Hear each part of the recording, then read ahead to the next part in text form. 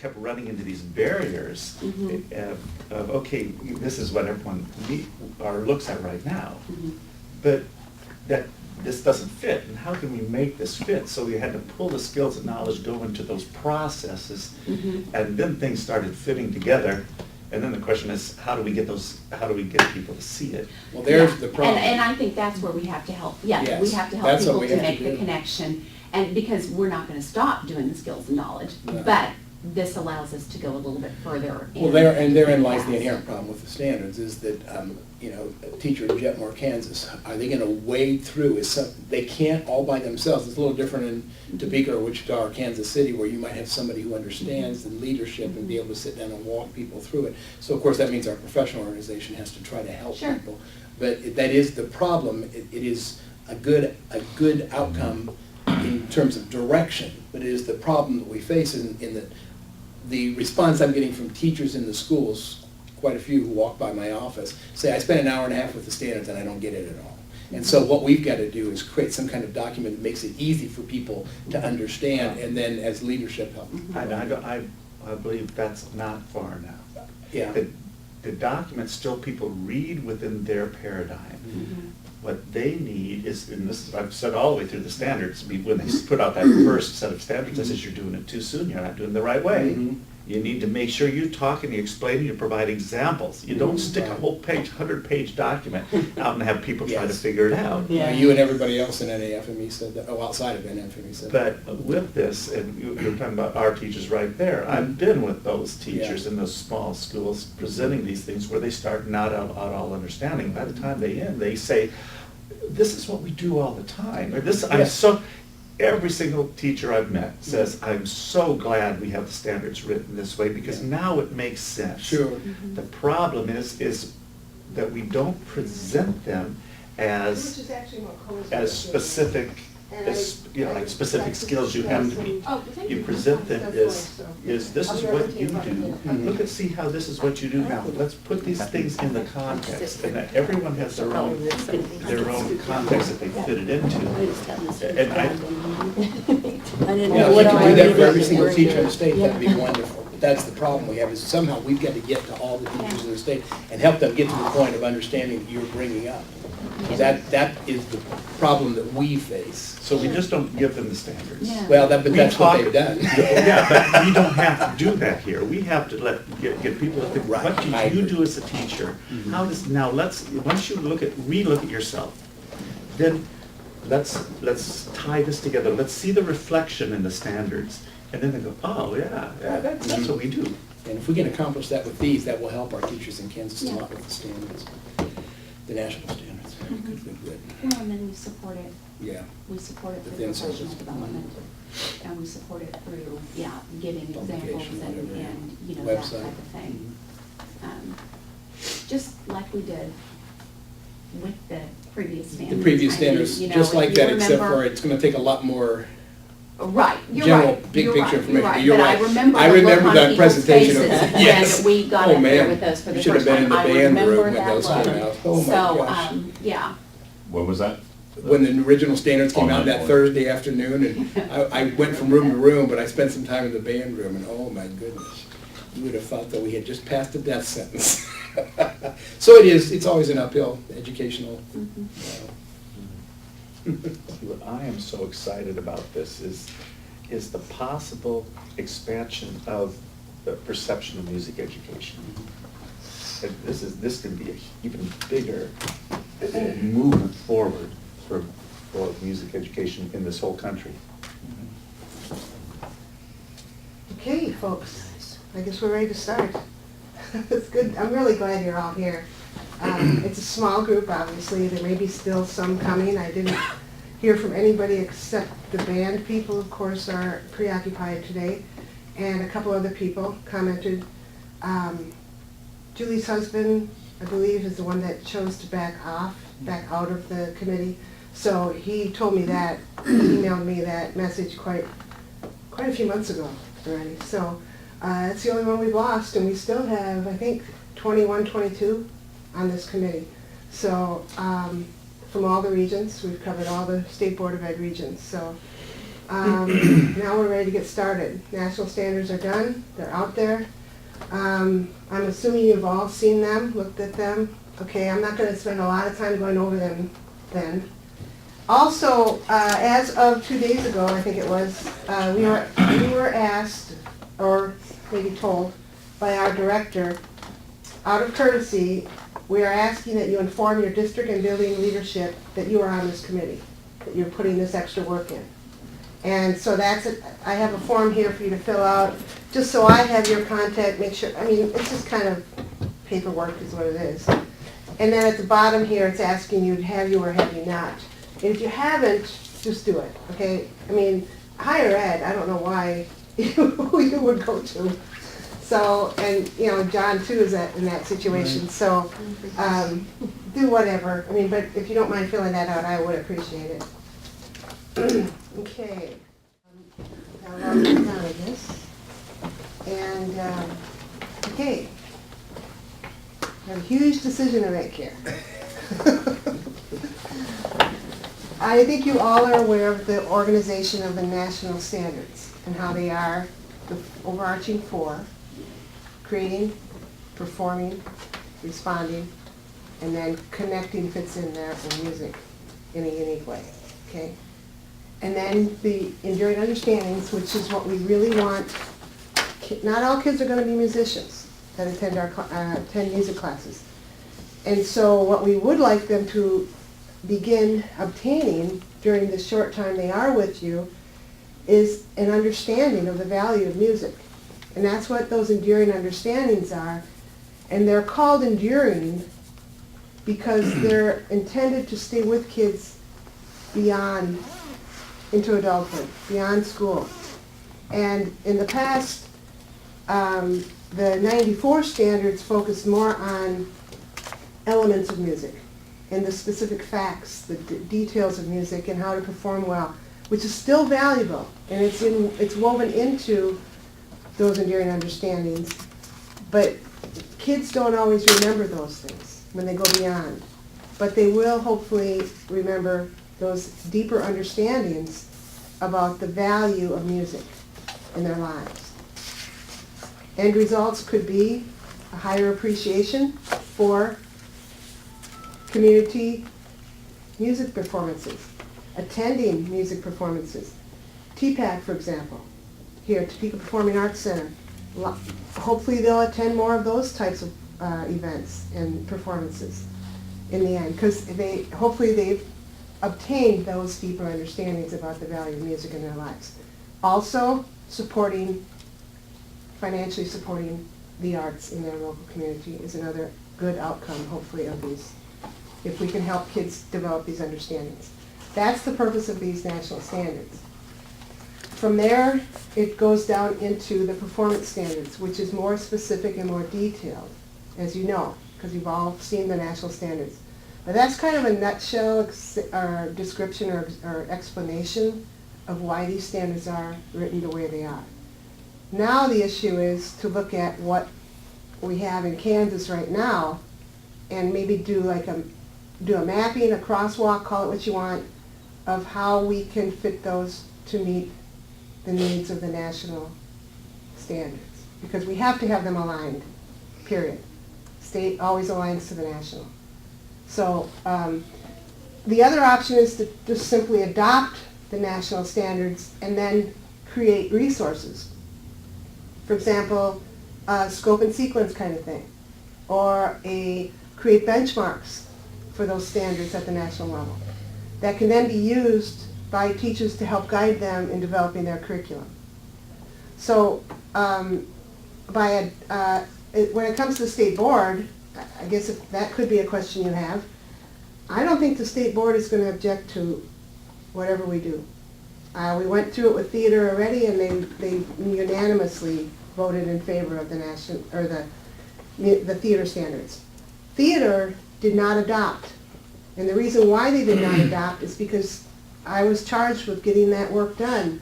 That was the first set of standards written when I took this job in '02, and so they were the first online to get updated. So I had to get moving with those. And what we did is the nationals were not done.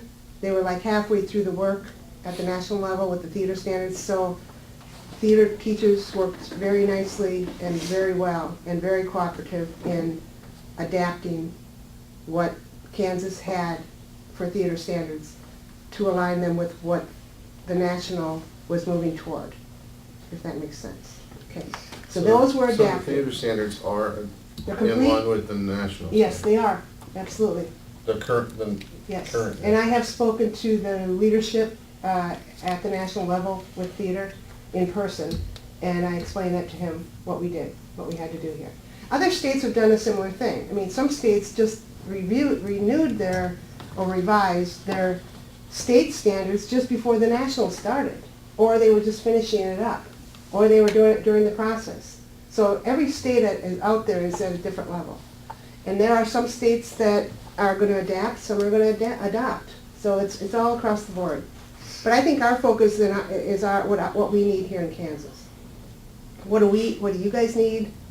And what do you believe the state of Kansas needs for music education in the state here? So that's going to be our focus. I'm open to adapting or adopting, pretty open. I think, do any of you need me to go through kind of a overview of how the national standards are organized? I mean, I don't know that it would hurt. Does anybody feel like Okay. we need one? Okay, I'll do that. I did not bring a projector to project anything. If I poked around in the assistant's office long enough, I could probably find a key to get to the closet. Can I ask a question real quick? Yeah, you can. Is there a template that we have to use? That has been true some years In the past, no, not right now. Good, okay. There's nothing required this time. Because if we just adopted, we'd still have to fit it. What I would suggest is to follow the template of the national standards. Yeah, yeah. That's what theater did, and I would like, we really need to keep all four of the arts in Kansas consistent with the template or the pattern layout that we use. So they followed the national ones. They did EUs and essential questions, and I could show you a copy if you want. Well, and Joyce, I pulled up the theater, the draft that's on the website for theater, that's, That, yeah. it has been, It's been approved, it's been yeah. approved, just- okay. I haven't gotten around to getting the okay, word draft okay. off of there. All right, so that's the format that it's in, okay. Yeah, it's, let me see what you've got there. Yeah, that's that it. it? Yeah, Okay, that's it. okay. So, I want the theater teachers to work on some curriculum examples to put on there with it. So I have to somehow bring them together again and do that. So, it's been busy. I mean, you can probably tell I lost weight. The work I've been doing. So, okay, so I'll use the whiteboard or actually the other, I can use the other one. Well, why don't I try to move to Table? the spot on the table? Yeah. I feel like You almost could. I usually have to meet it next. You can do it right here. You can have a spot right here. I made one hard copy of all the music standards, national music standards. I didn't make more because I didn't get any requests. So, okay. I have them on my computer. I just went ahead and pulled it out of my notebook. Yeah. So, This is Wi-Fi, I used to miss it. Okay. Strands.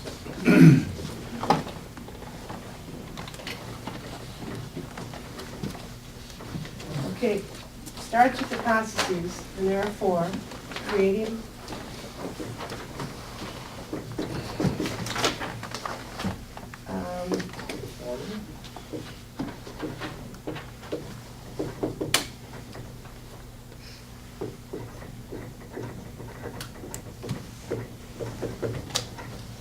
now, there's also connecting.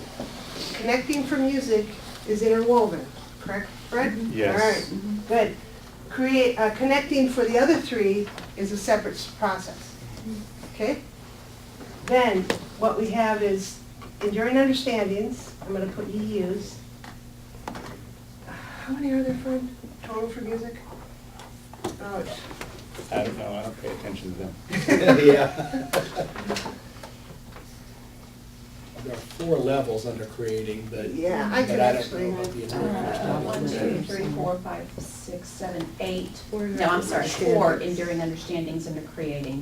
Which, There it is. That's just imagine. You walked way over That's here. under Oh, creating. creating, yeah. And okay. then 1, 2, 3, 4, Just 5 like under the performing, Okay, yeah, and So there are a 1, 2, number- 3, 4 under responding. okay. And I think I already explained those enduring understandings for you and the purpose of them. But those are redundant. The ones under connecting, they They are drew redundant. those out and Yeah. restated them because the other arts were showing connecting, but music has them built in. Yep. But they, Mhm. so if you see them under connecting, they are redundant. Yeah, that's how music chose to do that, and that was fine with, you know. And then the EQs, essential questions, it looks like you guys only have one essential question per EU. So some of the other arts have more than one, 2 to 3 or whatever. And the essential questions are basically there as a guide to help you check for understanding. Questions you can ask the kids or build from. Well, they're really the questions are, they ask themselves, not the questions we ask the students. Right. So that's an entirely different concept, or paradigm, or concept. But these are the questions that the students should be asking themselves. How does a musician select music when they perform? Or how do they come up with ideas? So, but the essential questions are is the guide that we should be instilling in our students to want to get the answer to. Mhm. So it's student-centered, not Right, teacher-centered. right. Yep, that's what I was trying to say. Thank you, Fred. So yes, that's what, and it kind of, it is also kind of a check for understanding. Can I answer this question? If I can't, okay, I need to do more to be able to answer that. So that's what those EQs are. And then comes the performance standards, which are the most important.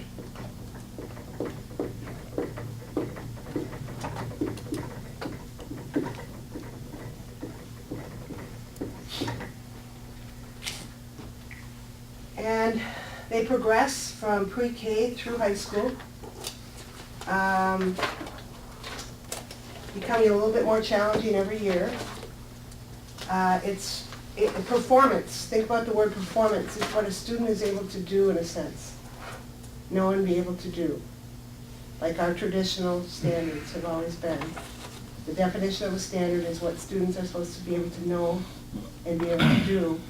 But with the enduring understandings, we're trying to go deeper with these national standards. It's not just about being able to know and do. It's all about really understanding the value of music in our lives. Ties in the rigor and relevance component.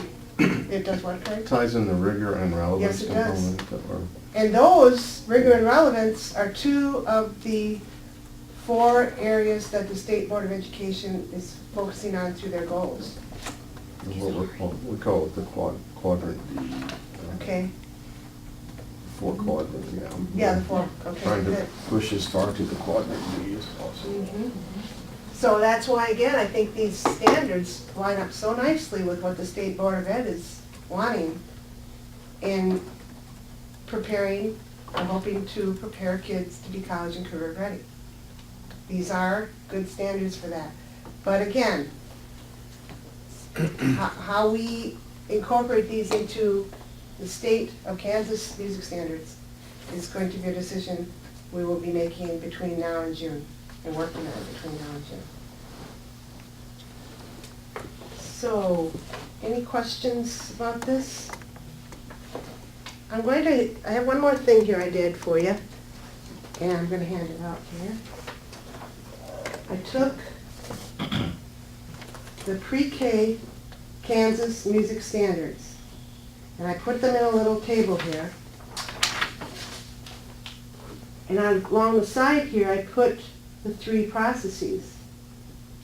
And I mean, it's like you already have done, you already, way back in 05 or whatever, we're already focusing on creating, performing, and responding. And I thought, pre-K, it was so awesome when I saw this, how well that came out. Now, the kindergarten through high school standards, Kansas music standards, I was starting to do that with them as well, and then I started getting a little bit lost. confused, because they don't align as quickly and easily. But I thought, well, I'll share this with you at least. Yeah, it's good right in the middle.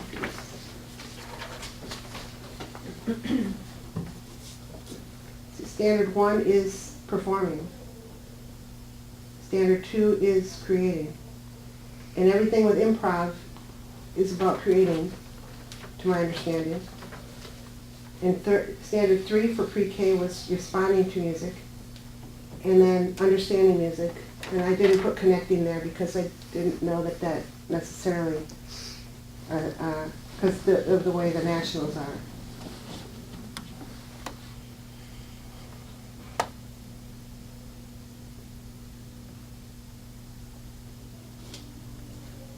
So you labeled these standard 1, standard 2, and standard 3.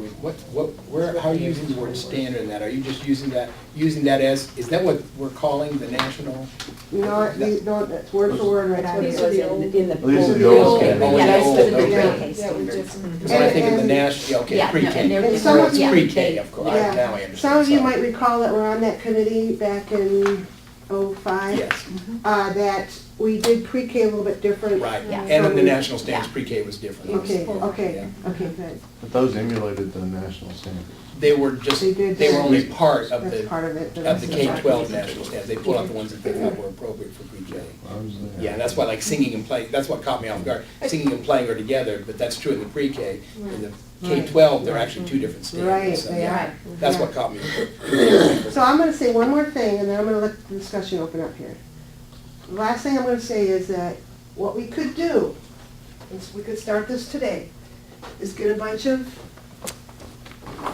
these up on the wall and start mapping the national to the present Kansas ones and see what we're finding. That's kind of what I did with these. I was starting to do that with these, pre-K, and it just kind of fell together so quick that I thought, well, no, let's just leave it like this and then show you guys what I was thinking. Because if you start looking at different Kansas music standards right now, there are places where they can keep punching into these three processes. And if we want to organize them that way, and then kind of go from there, because I can think in my head, I'm seeing in my head already where we could go from there, but I don't want to say too much yet. Maybe a decision before we do that, I think Yes. that's very helpful. That almost sounds like professional development to me. But maybe the first decision is deciding whether we're going to adapt or Right, adopt. that's which- why I want yeah, to 'cause stop you there mentioned that, and yeah. open it up now for Yeah. discussion on that topic. Because if we decide to adopt, then that kind of tracking would probably be a way in which we would show the teachers in Kansas how the two documents relate to each other. Okay? And that would be something we could do in earned service, even in February at the convention or something. Okay, super. Something to think, I mean, I don't know what everybody else thinks, my general thinking. What are your thoughts on adoption, taking the current, the new standards and just adopting them? Yeah, you were car wobbling when we discussed this earlier, I but was we have those. standing on the side of the road. Yeah. I like that mental picture. Yeah. But that's, I mean, you might mention that again, Joyce, that option, adopted that. Okay, every state has the option to adopt the national standards as they are and provide resources, curriculum examples, whatever we want to provide for teachers in whatever shape or way we want to do that for the teachers in Kansas to help them understand how they can implement these national standards into what they're doing already and into their curriculum. The other option is to adapt. In other words, not adopt the nationals, but change our state current music standards to align with the national. Because we've always aligned in the past and we still need to align to national. We always have to have them aligned to national.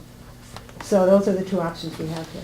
Thank you. My bottom concern is that we have a usable document, that we have something that we can hand to a first-year teacher that they don't put on the side of their desk, that they have something that they can actually understand to develop into a tool that we can use. Now, and whether that's through adoption and then providing resources, I think just this is just me talking, but if we take the new national standards and adopt those and then provide a tie-in for teachers so that they can say, well, you really are doing it, this is how you're doing it. To make them feel like they're fitting into, because we play the game of trying to fit into everybody else's stuff all the time. And that's what gives us credence, I guess. I mean, I don't know if it does or not, but that in an administrator's eyes, that's what gives us validity. So that's just my 2 cents. I was reading through these standards, and there was a little bit of talk here about this idea of conceptual knowledge and skill-based knowledge. And I really appreciate how these standards address conceptual knowledge. I think this is something that has really been needed for quite some time within music education. But I think what disappointed me was the lack of attention on the skill-based knowledge. Our current collegiate programs are so dependent upon a lot of different skills that we're teaching our students to do. We're teaching them to sight read, we're teaching them to play by ear, teaching them to memorize. There's a lot of different skills that have been ignored in this document.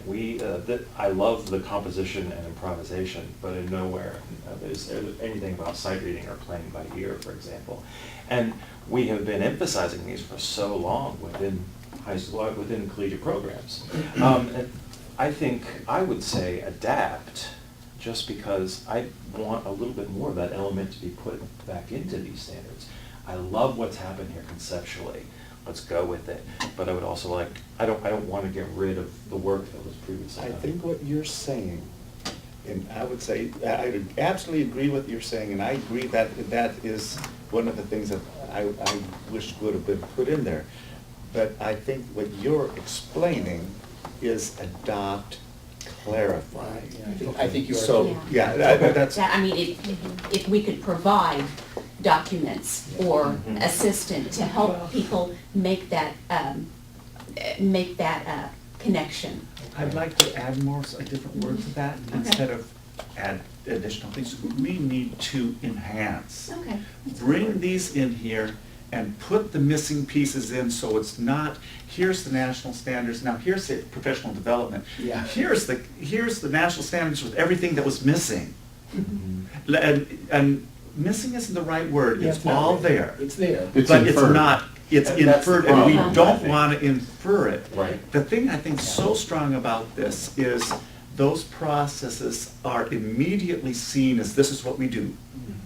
The old standards, the way they're written now, is not seen as this is what we do. It's, we do this part, but we don't do this part. Right. And there's pick and choose with the old, and it makes it available for people to do that because they're specific skills or specific activities. These are processes through which all of those activities fit. What we need to do is bring this out, and we need to put in, we need to stick it right there. This is where sight reading goes, and this is where playing the scales go, and this is where these things go. This is where So theory then goes, we can yeah. see this as a unified process rather than segmented things. That's a good point, and you know, as you're speaking, both of you and all of you, that's what teachers are going to need in order to understand these national standards. Yeah. It's that simple, and you'll be able to provide that resource for them. Which comes back to exactly what Craig was Right. saying, that we have to create something that's, really comes back to what everybody's saying. We have to create something that makes it easier for the teachers. Teachers are not going to be able to sit down for 2 hours and Right. spend all that time. And even if they did, some of them might not reach the same level of understanding of somebody like Fred who was actually writing them, you know. So we provide that, provide that opportunity for them and help them to understand. And quite frankly, that part of it is not different than what we did in 1994. I mean, that's what we did. We Yeah. provided It was, tools. Right. that was because there had never been national standards, and it was just frightening, to our teachers. And now, I've told my students, it wasn't but 3 years or 4 years after that, and everybody just kind of functioned in them. We all knew what they were, and we just kind of did it, and we were writing our local school curriculum on that. And that's the other thing, we need to provide the kinds of materials that teachers can use when they go back to Deerfield, Kansas, to be able to write a local school music curriculum that aligns with the state and national standards very easily. And so I am all for adopt and then clarify. But here's the challenge that goes with that, is when we're putting these all in there, we also don't want to create this comfortable paradigm that everything we've been doing in the past is everything we need to do. Yeah. What we need to do is adopt, if we want to adopt and fill in the spaces, we need to fill in the spaces in such a way that some of these small schools who cannot get a full, they'll never get a full concert band complement. Right. They just won't. There aren't that many people in the whole town. Yeah. That they probably won't be able to get that, you know, the band or the orchestra type thing, but what they could do is they could create this music program in which the students are creating and composing and doing things with technology, and maybe their ensemble is made up of iPads and not traditional instruments, and we need to make the standards say, you know what, that's okay. And that'll be the challenge. How do we make sure that we don't constrict music education to remain in the 20th century? That's where I appreciate the Nationals looking at the emerging ensembles, non-traditional, and especially, I'm from Deerfield, Kansas, very small town, West Kansas, especially area where we can have the standards meet our classroom at the novice, intermediate, and different levels there, because that's my classroom. I find out the first day of who's in there, they said, what's a saxophone? Yeah. I played one of those, you know, and then here you are trying to teach that kid and develop curriculum for them. I think that's very helpful to be able to have the standards written for those different levels, and the other ones really weren't. I mean, Yeah. that's really helpful for those And areas having for us. used the current standards to work with staff in my district in writing curriculum, it's the same thing. I'm very appreciative of the strands within this, because they worked beautifully for some. For others, we struggled. We struggled so much to use the 94 standards and the Kansas standards to write a curriculum, and we ended up having to create so many more things to go with it, especially for the upper end ensembles. And then those people who are in music and studying music for the purpose of understanding the technology and understanding the recording industry and understanding all of these aspects, and they may not be in your performing groups, but we have music education for them. And I think that's one of the downfalls of music education in this country, is if you're not performing, you're not in music. And we need to expand beyond that. I think the other thing too is, like when we did the update, we kind of, through this committee, figured out what we're talking about here is finding the gaps. And we approached those most obvious things and said to the teachers, here you go. Here are the most obvious things. And for that one, that update, it was the assessment piece. How you're not doing just what you did before, now you have to retool it, so you're addressing assessment. So I think the idea of really focusing in on what are the most achievable things, so that it doesn't look, oh my gosh, what we're doing. Another interesting thing is I've been doing this in my music ed classes, where they've started out with one set of standards and now we're I've been looking doing at that the too. others. That's a little difficult project. It is, but I But want it's to good for 'em. support what Yeah. you said and what you said. The younger students see these newer Yeah. ones, they make a little more sense to them in a way. And so I think we're going to have the same thing, that because they've come up with the technology and the other things, they're actually seeing where these are a little more relevant in some way. So it's kind of an interesting thing when you think about how we're doing with those students. The old stuff was standalone. This is not standalone. Right. This is curricularly wide. Broad. Because it ties into every curricular area. Well, I think we should say, I think we should say that the intent of the 94 standards it was written that way on purpose. Right. We Oh, I'm not never had saying- national, yeah, yeah, that's exactly what I'm you're not saying saying in some that. ways. We'd never had national standards, and the goal was to be kind of big pictures and vague, and then you could apply it in different ways. Well, ours were used as a model for other states. Yeah, exactly. You know. So, but now that the sensible, this is not 1998 1889 when they started writing the other standards. It's not 1994 when they first came out. The word standards is much more understood by the regular teacher out in the schools. The word standards would have been meaningless to many teachers at that time, the definition or even the practice of it. So this makes much more sense now that what we have, it is all the things step. everybody's been saying. And so that's good. What you guys do. Still confusing, but good. What you guys do here too with this project can again be a model, Right. easily, because states are worried about adopting or adapting. Yeah. A And lot if of people are we, standing back waiting for somebody. Yeah. They are certainly. Somebody I to can do tell you. something. Nationally, that's good. I'm looking here, we were talking about, appreciating that this talks about traditional and emerging ensembles. But again, if I could just poke a hole here, if we look at music traditional and emerging ensemble strands, the purple, MUPR41E5A, it talks about selecting various repertoire to study baseline interest, music reading skills where appropriate, and understanding of the structure of music, context, and technical skill of individuals or ensemble. When I read this, automatically I zero in on this idea of music reading skills, which are, I think, are extremely important. But what have we ignored here? Really, oral understanding. And this is a big component of the new emerging ensembles that are coming out. For instance, mariachi. They don't play with written music. It's all by ear. The Celtic fiddle groups, coming from a strings perspective, it's all oral. And I think we are going to have to find a way to really implement some of these other oral aspects into this. I see, when you look at this, it says an understanding of the structure of music, the context, the technical skill.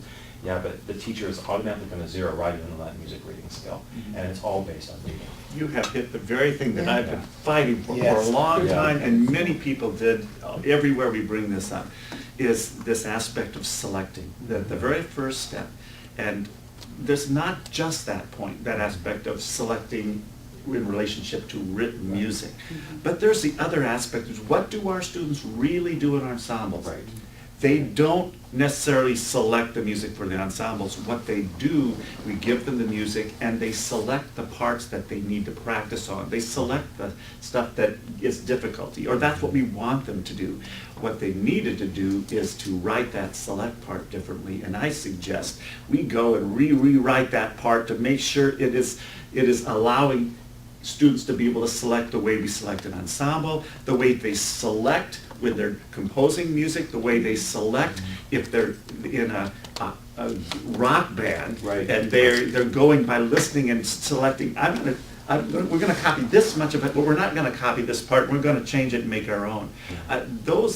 All of that is select, in my opinion. It's all the same thing. Right.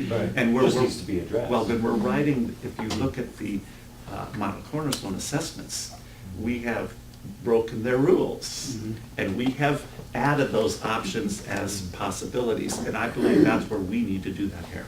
I agree. Okay.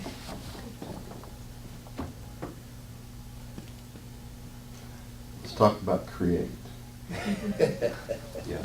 When do you create? Does it have to be an improvisation and composition and There are a lot of ways to composition? One of my primary questions. I don't think so. No, I don't think it has to be in those two.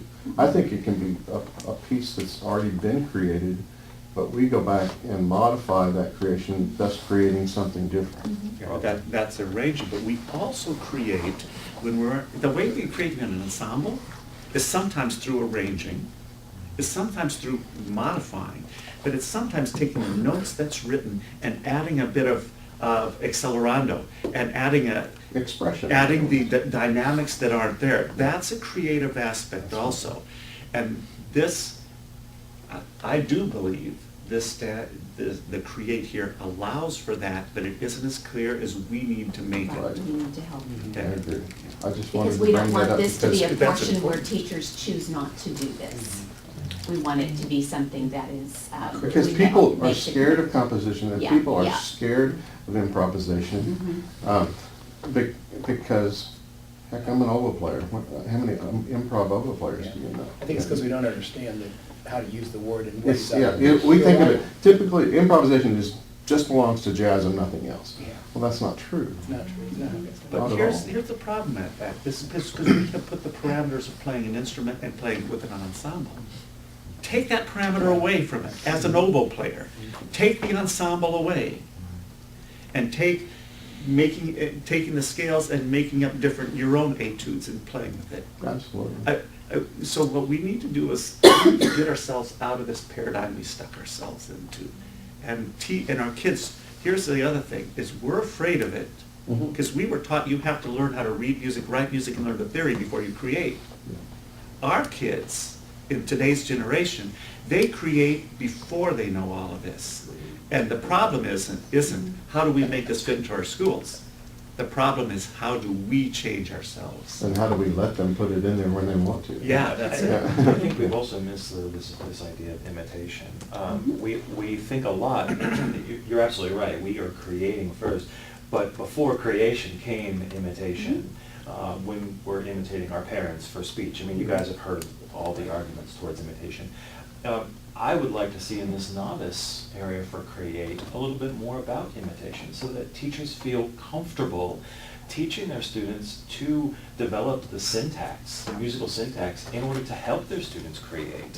I think to leave out that word imitation is to make it sort of a faux pas word, when actually that is the basic building blocks of creativity. There goes that oral skills again. Yeah, exactly. You gotta hear before you can. It's probably more evident. Mid-80s, K5. we were taught that it was bad to play along with your kids. Yes. Because they're not developing their own. All they're gonna do is listen and Yep. play back what you play. Yeah. What's I wrong remember with that? learning Yeah. Exactly.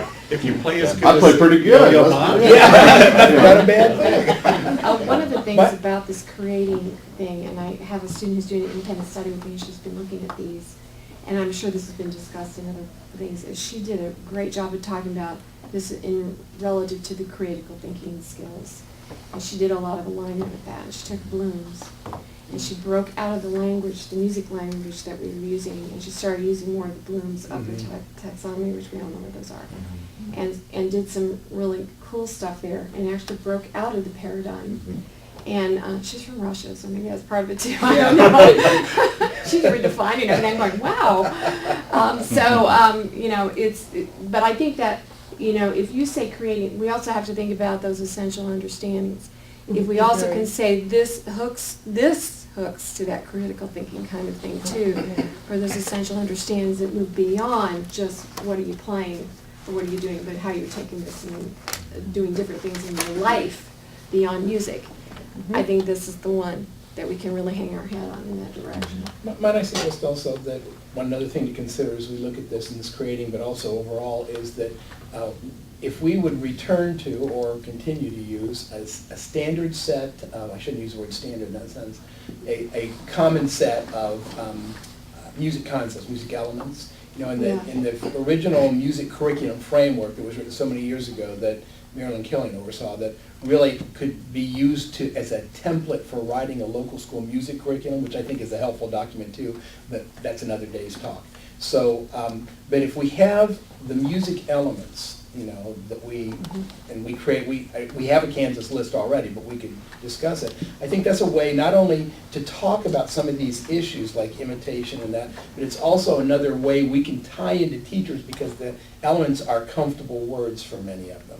Those things. When we talk about loudness or dynamics, we talk about timbre, and we talk about all those kinds of things, melody and harmony. If you get that list of elements, we can start using that to tie in to this document in a way that, really, that's what that Kansas curriculum framework did. It took the national standards and aligned it along the left-hand column with elements of music so that you could see how those apply across. And that's a language that's more comfortable to our teachers. And all it does is inform the information from the new national standards. It doesn't change them at all. That's the updating of the glossary. Translates it. That Yeah. glossary was I know. Elaine and Yeah.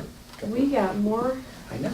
I still hassles use over those it. documents in my But, class. at least it kind of brought to the table how people, but that took a But it lot of. provided the common. It the did, common and not everybody was vocabulary. happy with it. At some point you have Right, to but say, at Well, of this is what course. we're going with. When you look at that in relation to the standards Exactly. document, you understood, you had that common language then. That's why it's called a framework. Yeah. Right. Is that anything different than the glossary that's with the new national standards? Not necessarily. I haven't looked at that glossary. I It haven't just looked at includes it. all I haven't theater looked at it dance glossary. I mean, it has every, like stay, No, I there's think a- does No, it there's all a music? specific music There is. glossary. We that's can look and separated. align those again and say we were just drawing from that. Yeah. Mhm. What I think what you're talking about is maybe separating that glossary between here's the terms and here's the elements, and I think that would be useful. I mean, all these elements are in here too, but they're all as definitions. Well, But yeah, if you what- separate it in categories. What I'm talking about is actually not a glossary. That book, that curriculum framework also had a glossary too, Yeah. to define terms. I'm talking about a list of the elements of music. But when we wrote those, Right. we approached each Yeah. standard or each Looking at the- benchmark And that seems to me to be. from Yep, each yes, element. And that's one way, it's not the only way it will work, but it is a way in which the language is common among us without tying us to playing clarinet or oboe or improvisation. And also, it's a language that's understood by the teachers, and also those teachers kind of feel like if I'm dealing with the elements of music, I am, those who are tied to performance so much, especially secondary ensemble conductors, it's a common language that you can get in there. If I'm talking about harmony, as a band director, I understand harmony and melody, but now I can talk about what do the new national standards talk about creating or imitating when it comes to harmony, which is improvisation. I think that's good, and I think we need to also expand, what is harmony in electronic music? Sure. What is harmony when you're doing a mashup? I agree. Because we have new forms of creating that students are very familiar with, and now those definitions are altered a little bit. Yeah, Yeah. good.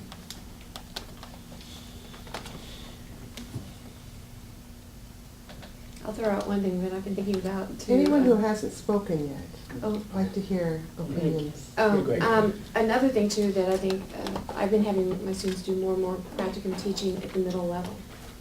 And when I was thinking about this kind of globally, I think that, middle level is one of those that's, I think we could provide some stronger connections that would be, since we're not gonna maybe focus so much on what we're doing with those ensembles at the secondary level, and we start looking at these a little more globally, how can we look at that middle level, general music, things like that, and then work with that at the district level, to use these processes to maybe provide a little more, I just see a lot of disparity in terms of the middle level, and I Oh, know yeah. it's nothing new.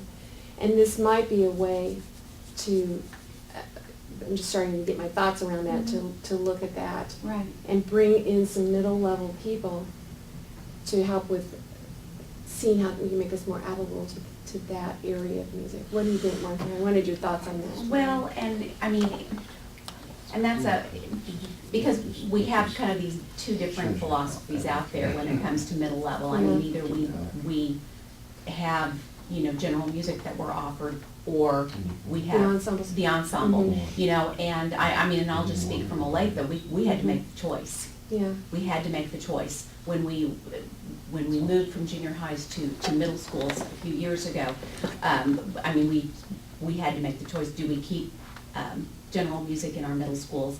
And at that point, we decided we needed to go with the ensemble. But I think it's a missing piece. It's a missing piece in As how we're do we... looking at missing pieces. Exactly, it's a Mhm. missing piece that, and that's a tough thing, because, Yeah, it is. well, and the administrator in me is saying, okay, but then scheduling, and, Yeah. and there's just Right. all of those other things that just make your head explode. Being forced into a choice is really no choice at all. Well, exactly. Because the ensembles are gonna exist. But, yeah. In your community. But it drives It the does. decision, Yeah, a lot Sure of times. does. But I think that's something that's definitely a hole that we can fill in. And even if we could find a way for those districts that have made the choice. Right, that's what I'm saying. How That do we have make some this- resources that can help bolster that general music piece within the ensembles. Yeah, that's really with the direction that I'm going here. I mean, I know, because in Topeka, they have made that choice. Yeah, You know. it's a practical thing, Right, absolutely. When, if you don't have any limitations, gosh, we could just offer all kinds of things until, the principal Wouldn't that says, be gosh, well, we've got a team on these and we've got our kids are only available second and fifth hour and We do have to teach English somehow. And we do, and that's So they the, understand the music. Yeah. The term, right? and Yeah. that drives a lot of it, but I think, providing that, helping teachers make that connection, I think would be an important thing to at least enhance, I'll borrow your word again, enhance what they're doing Yeah. in the ensemble. One concern that jumps into my head when we're talking about middle level and enhancing. We always end up to the point enhancing the music education of those who already have it. Yeah, Yeah. that's the problem. I think, well, I think this has the opportunity to say, we got the ensembles, but what about the others? And what can we do at the middle level that isn't necessarily just music appreciation, where students can be involved in music that is valuable to them? And how does that fit into the standards? And that's not as, actually, that's very easy to answer, but that's not as easy to answer in our traditional paradigm. So we need Right, to, exactly. this is exactly what you're saying. Exactly. Is how do we show the administrators that we have a requirement of 1 year fine arts proficiency. One is we have never defined what that means, so people can take foreign language and say they have fine arts proficiency. Well, now we have something that has tried to do that. It's defined that in creating, responding, and performing, not necessarily performing in an ensemble, but every high school, and since it's all arts, now there is a proficient level for 1 year of high school. Now, can we show them, as an administration, that here this proficiency level does not only mean performing for those small groups of those people in performing ensembles. How about everybody else? What can they perform, create? What do we have available to them? And here's the standard that fits people who are not performing. That's that clarity I think we need in this and every state across the country. When we come back to that, though, from an administrative standpoint, the first thing they're going to want to know is it visible to the community? Is it financially feasible? How many students can we get in that class, because we have these kids and we have to put them all somewhere? Who's going to teach them? If it's less than 5 kids, it's not going to happen. I mean, those are the administrative things that come back to us saying we can't. Right, but I I mean, you know also that more think, than I do. yeah, and I think also though, having these options out there, opening that door and saying, okay, look at the strand we have on technology. And, look at the strand we have on, Right. Options. Exactly. And, because I think that's where the conversation has to Yeah. I start. don't think they have to be classes. I think they can be units within classes. Yeah, What's happening another way to look at it. empirically across the country, those schools who have stepped forward and created just an experiment, they're exploding. And it's not exploding in the performance ensembles. Yeah. It's exploding in the technology classes. It's exploding in the guitar classes. It's exploding in the non-traditional things. Our students want music. Our Right. students want the arts. We just don't do a good job of providing it for them. well, and I think also, when we talk about engaging, and you get in with a group of school principals, and they're going to be talking about engaging students, and the number of students we're engaging. And when I first became coordinator, our then superintendent took me out for a drive in her car, and I'll never forget that one, and talked to me about many things. But one of the things she said to me was, get into as many concerts as you can and look at the kids who are performing. And I want to know if all of our kids are represented. There you go. And the answer is no, they're not. Overwhelmingly, they're not. Right.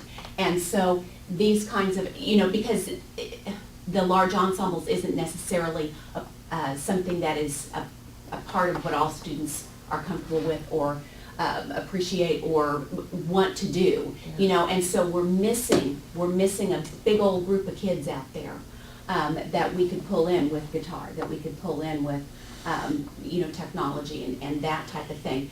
But it has to start in a way that is doable with the schedule, and sometimes that is with a unit. Sometimes it's with a club. Yeah, Sometimes it's absolutely. with but providing those standards will give us at least some guidance on that. And that kind of thing, because I think that's how you open the door to it. And then if it does explode, then you have an administrator who says, oh, you know what, look at all these kids that we're pulling in that we haven't before, let's make this a class. That's how VOTEC did it. Yeah, That's the VOTEC model. The VOTEC model was all set up to reach kids that weren't being reached. That was the purpose of it. Because that's the Oklahoma in me. VOTEC is God's answer to everything. yeah. What's VOTEC? VOTEC Vocational technical. They actually set up satellite schools within Kind of called career regional. and tech. It's called career and tech ed now. Yeah. Okay. From a school that has a huge participation rate of music. Okay. I mean, we have a huge participation rate. We probably, at the high school level, I would guess at least half of our kids, maybe more, Julie, yeah, are involved in a music program. At the elementary level, 100% of our kids are involved in music. So, And so. even in the middle school, I mean, Yeah. our numbers are out of the world. We're at least half or more than of our middle school kids too. That's just the band side. I mean, we have a lot of, so I beg to differ when I say we're not reaching, because we are reaching. Right. Now, there's a group that we're not. There's, yeah, and with, and as And I some of look- those people, they won't let us reach them. Right. Well, and as I look at enrollment in our district, and I feel like we have incredibly healthy enrollment in our Yeah. music programs, we really do. But if you look at percentages and you Right. look at the number of students out there, there's a group of students. And it's, Absolutely. I mean, and we're a 30,000 student Right. district. And Yeah. so, you know, that number's gonna be a little larger, but there's definitely a group we're not reaching. And tell me who they are. We're not reaching our Hispanic students. As we look in It's the our, Same thing, we don't hardly have any Hispanic. Yeah, I well, would and say we that's have a your growing issue. number. If you look at Wichita, and again, you continue with that idea, but, you know, in Olathe, we're not reaching them, but in Wichita, you attend any kind of a concert, you're gonna see all different colors of faces. Right. And so they are there, but I have to wonder if percentage-wise, when you start breaking those demographics down, if we're really reaching them or not. Awful lot of Hispanic kids, awful lot of African-American kids, awful lot of all those categories being involved in concerts. I see them all over the place. But I wonder the percentage in the choir of Hispanics, for instance, is that the percentage in the school? And even if if you're reaching 55%, which is a remarkable number, and you're talking about just the Right. band program, Right. not all the arts in your school, but Yeah. in the band program, that means there's 45% walking around. When you have 30,000, or Wichita 51, 55,000, Yeah. and 50% of that number, which they're not reaching 50% in Wichita. That's a big number of kids.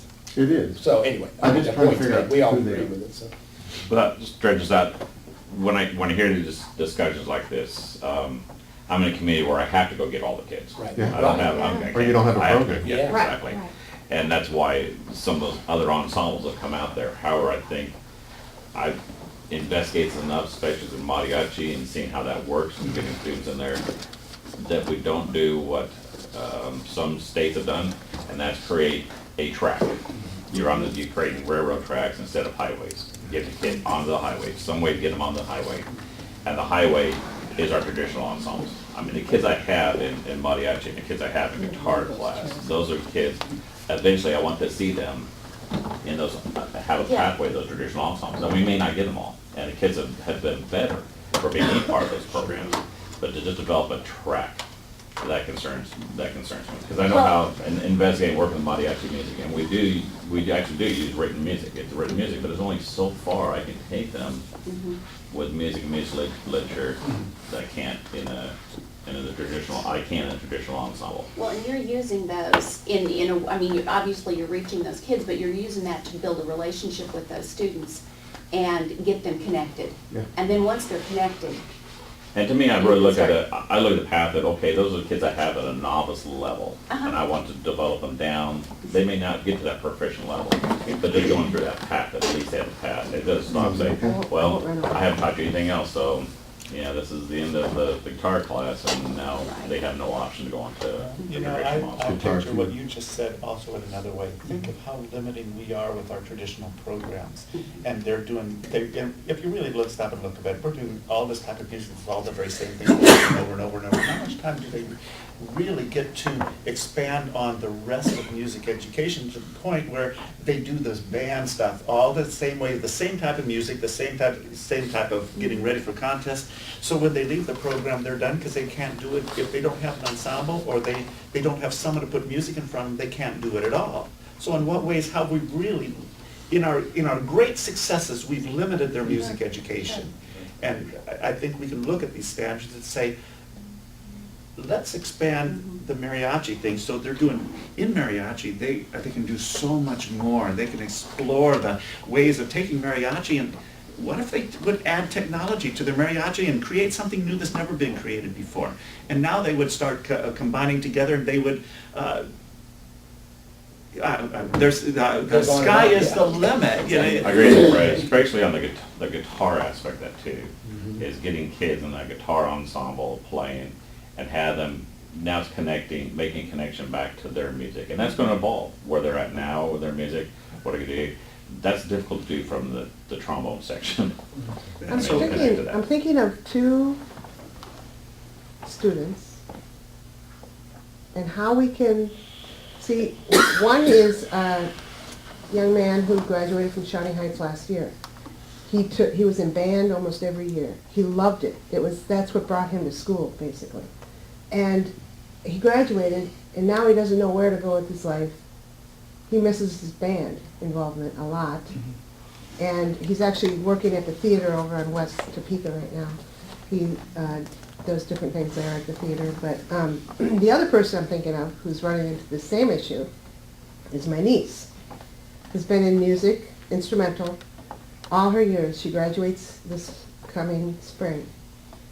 And she doesn't want to lose her music. She wants to go on to college, but she doesn't know how she can do it and get a degree in something that her dad and mom are saying she can make some money with and still hang on to her music. And so there's two situations there, and I'm sure there's loads of them out there. I wonder if these standards can do something that can also help kids like that, because I can kind of start hearing some of that coming in on this conversation. How can they take not just an appreciation for music, but skills and abilities that can help them feel like they have the leadership to get involved in a community band or something. And I don't know, I mean, for some reason that thought came into my head about these kids like that are...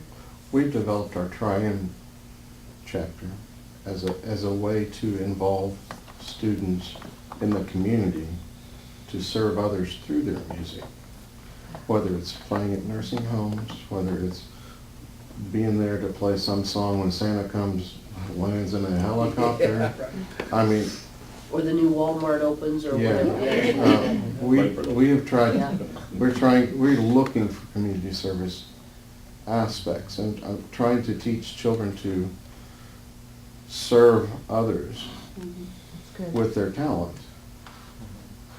That reaches that quadrant D that we're talking about, where it's all student-led and all So that kind of stuff. which process do you think that could fall under?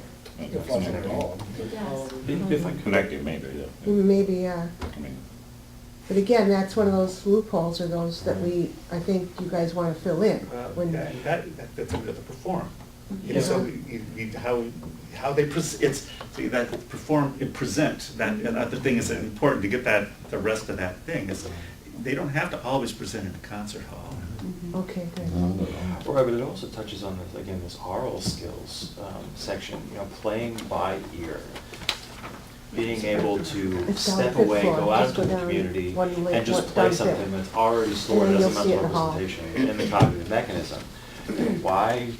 Why do we need to have this sheet music in front of us? We are not teaching our students how to do this. And this is where those students fall into the gap. They want to play music, but gosh, that music only exists on that white sheet of paper, and now they don't have access to that sheet of paper, and they miss it. And they don't see a way to step away from the sheet of paper and be able to explore music really as what it is, an oral stimuli. I really like the fact that you bring that in, that oral, a lot, because that is, again, addresses the English language arts standards. They need to be able to read in more contexts than just one. And that's another context. And so we're actually addressing and integrating, if you want to call it that, the ELA standards.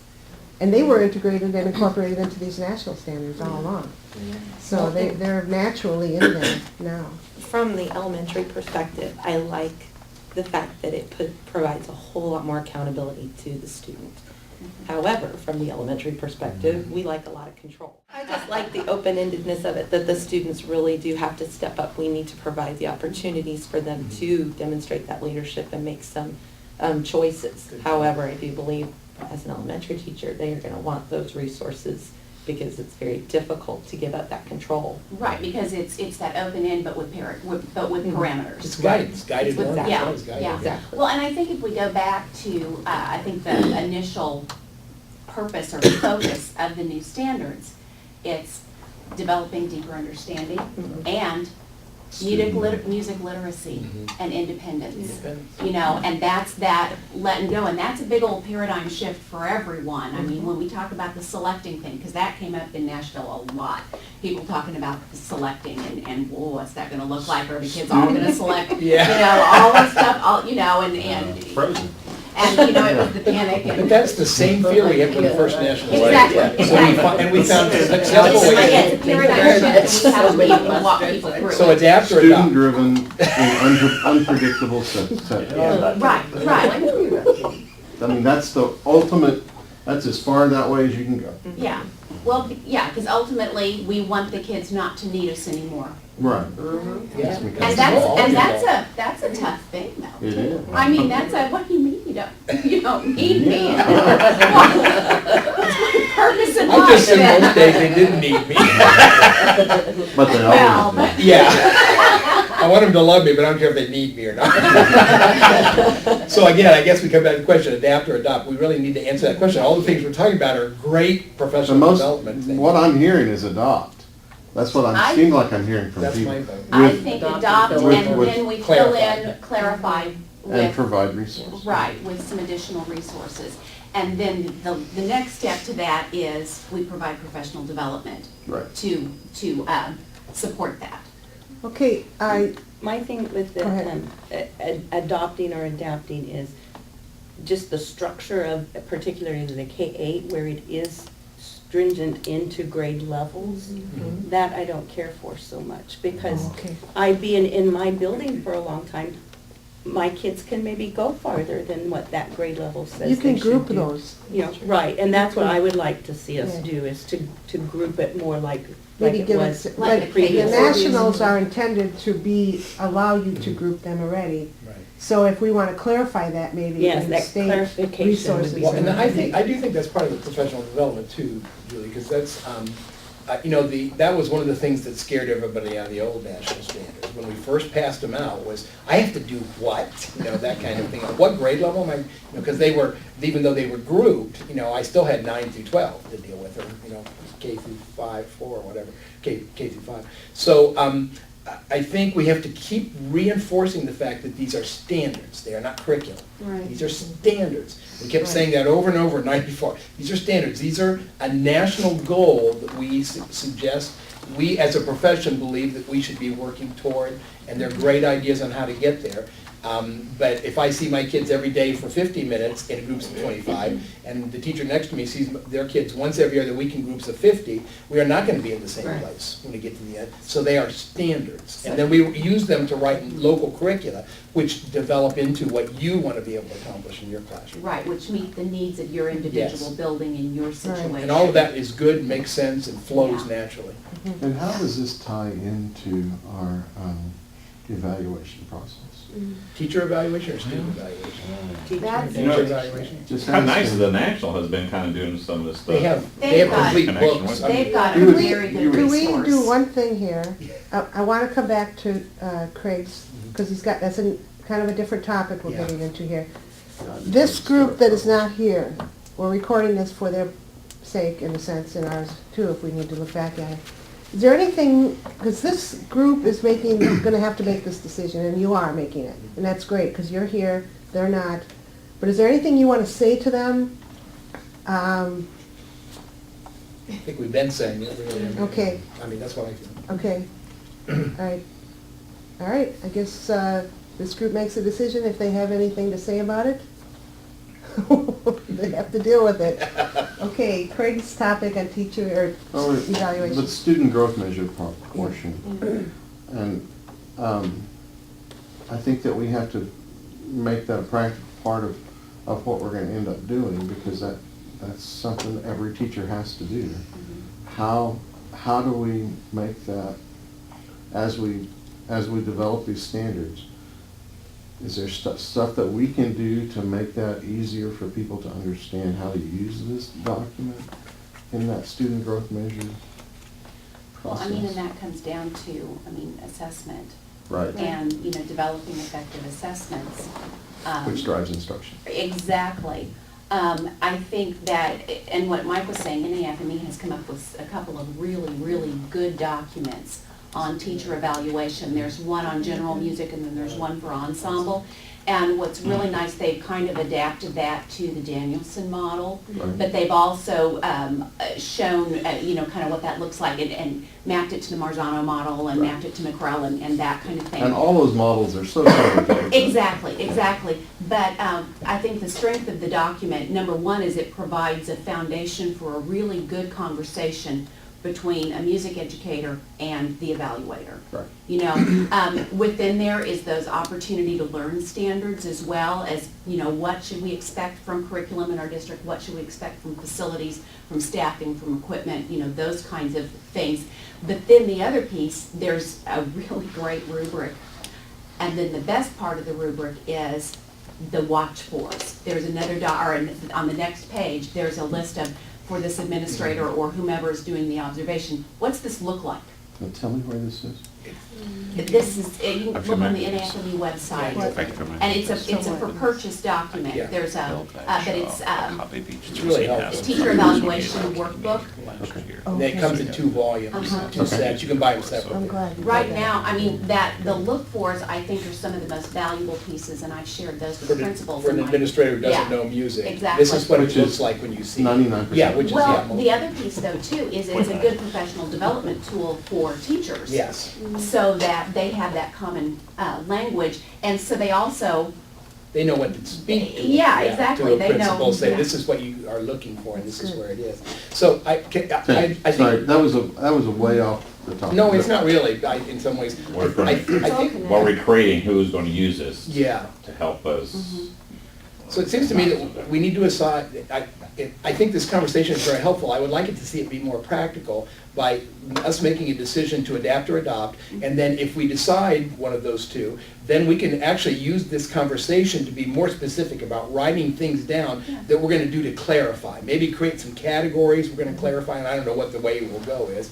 And then we can, if we break off or whatever we do, we can start talking about ways that we're gonna, and that will guide KMEA. KMEA has some things already in place. Avian has started this new online, do you want that online lesson plan and talk about Right, that? we're setting up I can't think of Teacher it. database? Yeah, database of excellent teaching in the state of like 5-minute, 10-minute lessons, 15-minute lessons of all across the board, band, choir, orchestra, jazz, mariachi. I'm hoping someone will come to you, Sir Quilling, and Yeah. get some mariachi in that library too, so that people can understand more about what mariachi is. And just build a video library of excellent teaching. Martha has helped to develop a lesson plan format and a template so that when people go online to look at these various lessons that have been taught, there's a little library for them to reference. Oh, here's 2 or 3 things about this one topic.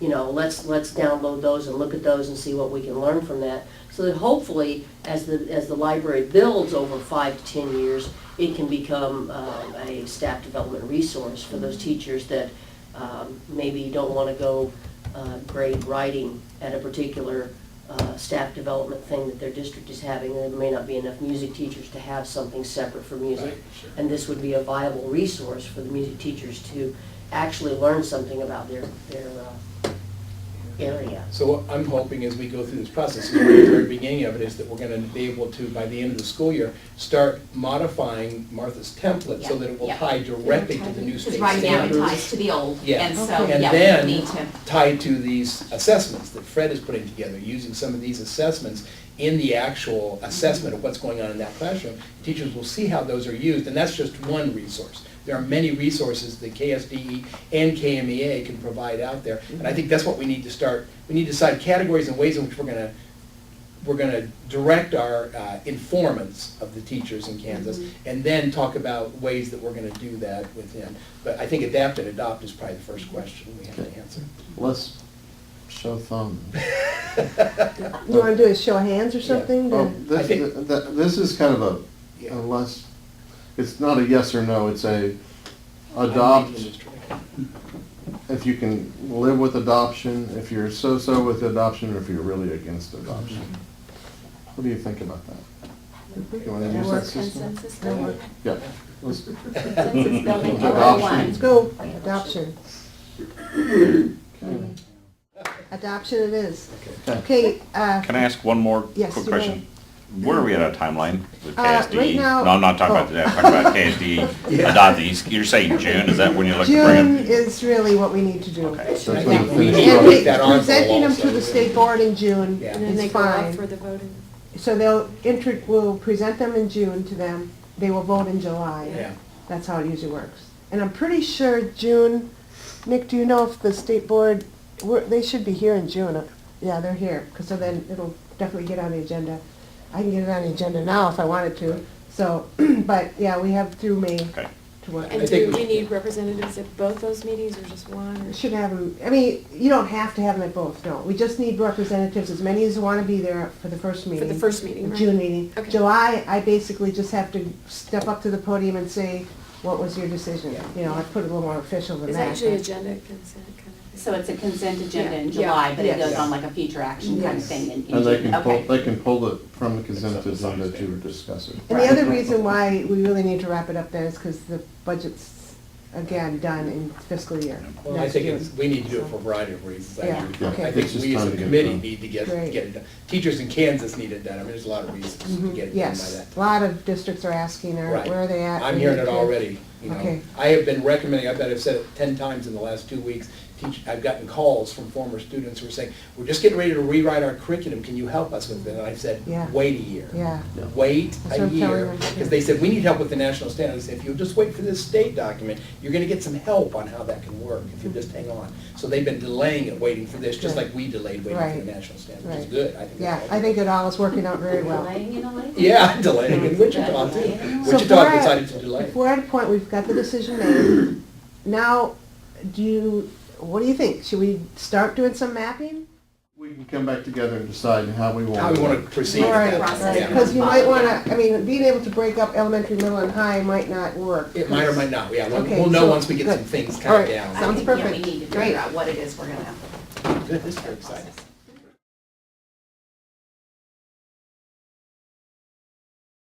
We may as well get started here. On assessment you know, and Two instruction. There's a couple of things I think we need to keep in mind. With what we start here, we need to keep in mind the fact that meetings after this will be virtual for the most part, unless there's more, you know, there's gonna be some funding obviously left over from this face-to-face, because there's only half of you here. So I'm not paying that much mileage out. So there's a real good chance that I think that we can get another face-to-face. When that is probably gonna be after we work for a while virtually, and then come back together when you guys think it's necessary. Of course, we've talked about the February. Okay, that's right. That's right, That because that's too is really the face-to-face. logical time. I don't know how time-wise it'll fit in. We're not changing the convention date to fit the committee, but I don't think we are. I had a I wrote a Madam proposal. President, Did can I you make a write? motion? Yeah, you'd be very having a heart attack. Come on. So is it- But we would already, almost all of us already be there, and at our own expense or the district's Right, expense. So- that would be a good time. Yeah, so we could, do you want me to kind of organize the meeting time? That yes, except for we need to have some discussion about it. We might want to meet the day before the convention Yeah. starts, or Right. something, not do it as part, because Okay. people don't want to go to things during the And convention. and a Or lot of stay a people day are very later. tied up in that. Yeah. So we try to come a day early maybe, and then Okay. our districts or Who should I, ourselves. who should I go through, Avian or? Either, I think probably Avian, but I'd be Okay. glad to participate in it Okay, also. good, I I'll kind do of get a logistics of room, it. you know, room. Oh, yeah, Avian can do that for me. Okay, I can because we have to get that Century 2 or whatever. Yeah, and that's no problem. Kami will pay for that. Okay, okay, all right, and the day before. Yeah, day Super. before. Be I'll easy. get, yeah, we'll see how far we are by then. On the Wednesday, John? Wednesday or We should plan on meeting there anyway, no Maybe matter where we are, regardless of where and when. because it's Okay. just too good of an Yeah. We're there. opportunity to let. Maybe we let- could, it depends on where we are, how much time we need by that point in time. Right. Yeah. Well, we could even do something like start, well, we can't go Thursday morning because that's board meeting, so it'd have to be Wednesday. Wednesday. Maybe, we might be able to start at noon And so, and some of the teachers might, or maybe 1 or 2 o'clock and go into the evening, and then some of the teachers could teach a half day if they had to before they left or something. Okay, so like I. So we can talk about whatever we, Good. how much time we need. Good. Some of us will have maybe a 1 hour meeting, like at 4 o'clock-ish, but we can break for dinner or Okay. something. It's the high. Yeah. And then. Or we could all go to John's house. for dinner. Yeah, well, I believe your house is even close. No, I don't. And then, Ooh, the other thing is, the chances are, for the virtual meetings, I'll be going through Adobe Connect. It's basically, all you need to do is get on the website and you're on, basically. So it's pretty easy, and I've used it before. And the tech people here, those can be recorded as well. 'Cause, so we'll probably record them, so. Are they visual or audio only? Both, Both, okay. okay. And PowerPoints. And Yeah, PowerPoint, probably so- we'd want PowerPoint, that kind of thing. We wouldn't need to see each other, but. Okay. yeah. Okay, so it's kind of up to you folks how you want to proceed from here. I've got lots of sticky papers and markers, but if you want to do it on your laptops, that would save me having to type that Transcribe. in, yes, from the paper copies. But you can use the paper copies, I've got lots of markers for, if you need them. Anything you need, just let me know. I think we're gonna, it sounds like we're gonna start doing some mapping, and do you want to work as one group? For now. And maybe For now, just I go think we need to from start elementary together up and then or figure out up, maybe- down, it doesn't matter. Well, I might suggest another direction, although I'm open to what everybody wants, and that's to talk about ways in which we're going to inform. We're gonna educate, inform, Right. help our teachers. I'm glad you brought that up, And because then that, maybe from there, talk about if we wanna start mapping. And I don't know, what does everybody else think? because it is gonna require PD, Yeah, well, there's no question. following, I think it would be important to know what we need professional development on before we talk about how we're gonna do it, which to me suggests we would wanna look at the new national standards, bring them up. Then we wanna make sure that we show directly how the old Kansas standards, where they fit in, and then make sure we clarify and expand upon the needed empty areas as we're talking about. Once we can identify that, then we will be identifying what is the professional development and which are the most effective ways. I think it's backwards to talk about professional development Yeah, first. well, yeah, when I said what, I didn't mean, what is the event gonna look like? I meant exactly what you Yeah. said. Yeah, exactly. So I think the first thing is to do those alignings. and What do use- they need? I agree. And start with the current new version of national standards and plug in. I've got 2 copies, hard copies of the state standards here. If you And want. they're online too. They are online too, so if you need a hard copy, I've got a couple of them. There's a tool, and I can't remember what it's called. It's where you can do boxes that tie to boxes. Excel, Microsoft Excel. No, it's, Yeah. what was that one? It's called, It's not padded. it's not Padlet, it's the, it's close to it. It starts with a P. It was right there. While he's looking at that, Fred, do you know anything about this customize your handbook aspect on there?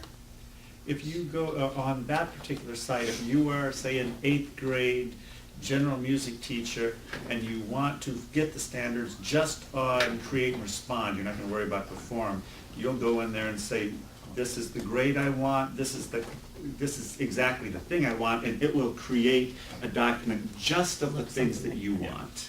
And that's where I'm thinking the state standards could make it, I know we're talking about going backwards, making it something workable for the teachers. Instead of going to that whole document search and find, to have something like that. And I'm just talking big picture about something like that, be able to pull them into exactly what areas they need to pull their standards. Is that, the whole thing I'm going through is I just continue, I know, I agree that we should not just be talking about how to inform, but as we're going through this process, how is this going to end up looking, like John said, the teacher can check more canvas, how is it going to come out there? Well, and I think what we ought to do is present the standards in such a way that we aren't looking at 2 documents and seeing things tied together. It should be in one area.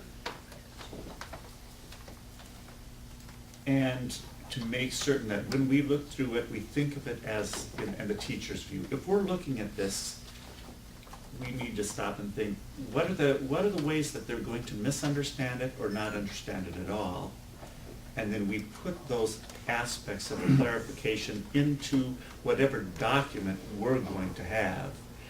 Now, at some point, the teacher's only going to want to look for what they need, and to have some type of a mechanism like that. Okay, create your own document. And I would imagine maybe in AFME would be able to let us tie into their technology, or say, you give us the coding and let us put our stuff into it, because the coding would be the same. That helps, that helps. And especially if we're tying to the language of the standards we have now. We're talking about clarifying the things were used there. Can I ask you a question? When you're teaching and you are trying to demonstrate what categories of learning through matching standards, what do you go to, the national standards or the Kansas standards? The national. Okay. I don't, when what I teach in my school, I've never shown them the Kansas standards. I show them the national standards. But I know the national standards, and I know the relationship with Kansas standards. It's just, quite frankly, it's easier to get to it. Yeah. Well, I just have a feeling that if we're gonna try to show people how we fit with the Kansas standards, most of them aren't gonna care. And they aren't gonna know. They're gonna know the national standards. And I think we put in there the standards document, and we make sure we're clear in that standards document. And I think it's gonna be very confusing if we say, okay, this is how it fit into the Kansas standard 3.2.2. Yeah, And then- that's me. No, that's no use of, no use. But we're adopting the national. We're adopting the national standards as the state standards, so they are the state But standards. Yeah. he's talking about tying to the old state. Yeah, standard. I Oh, the just old- don't, oh, I- I see no reason that I don't see we are doing that at showing all, teachers where it came from in the old standards. I think Okay. that's adding confusion on. Yeah, to I think users. that would be just like Just take the national way standards overload. and work with them. Yes, we That's just what- go to yeah, the national Sounds like a good standards. idea. I agree. That's No, I'm, So, everybody yeah, download the I agree with you nationals now, onto but the- everything I'm looking at is, I do agree with you, is building on previous knowledge, that how many teachers use the state standards. And I think you're absolutely right. I think they don't use as much, they use the national standards. So Well, I think they're virtually the same anyway, aren't They are Yes. very much the same. I think out of the document that was produced when they were upgraded, what I heard that teachers used the most were those sample lesson plans and assessments. Because, again, at that point, they were trying to figure out we were trying to help them Yeah. move their Well, some of their- assessment issues. yeah. That's really what they. And some of their districts are required to tie to the benchmarks, but Right, really but outside of those were the that's main it, things. yeah. And I think that's what we need to do, is create some type of technology to make it easier for a teacher who's in sixth grade to be able to quickly jump to that sixth grade material through the technology. But, that can come later. I would like to see, here's what the national standards are, and when we're gonna present them, here are some Kansas standards, national standards, and here's the stuff we added. Here's what makes it Kansas. So you're thinking of basically download the national standards, work with them, and then that's what goes on the KSDE website. After we As- have put After in we have those points supporting of the clarification, so maybe it's a And different approved. color. Everything is this color are the things we've added or changed. Okay. It will go for public review eventually too. So like April-ish or so, we should be ready to send something out. for Well, I public think review. people will appreciate that clarity as. Yeah, so that's when you want your color in there so they can see that. Yeah. So that'd be nice. Okay. The plan,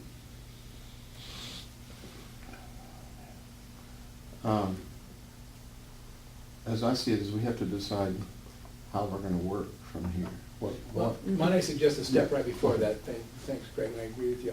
I think, here's one way we could go. I think an explanation like these, like we've talked about, where I've even created one just for me to look at, that has the creative performing and responding and the connecting, and then the subcategories. I mean, it's just basically listing, so that I can become more familiar with that terminology. It's not any different than 94 standards. Had to become, now my kids can name one word for each of the old 9 national standards. Right. Improvise, it's how and then we know what's underneath that.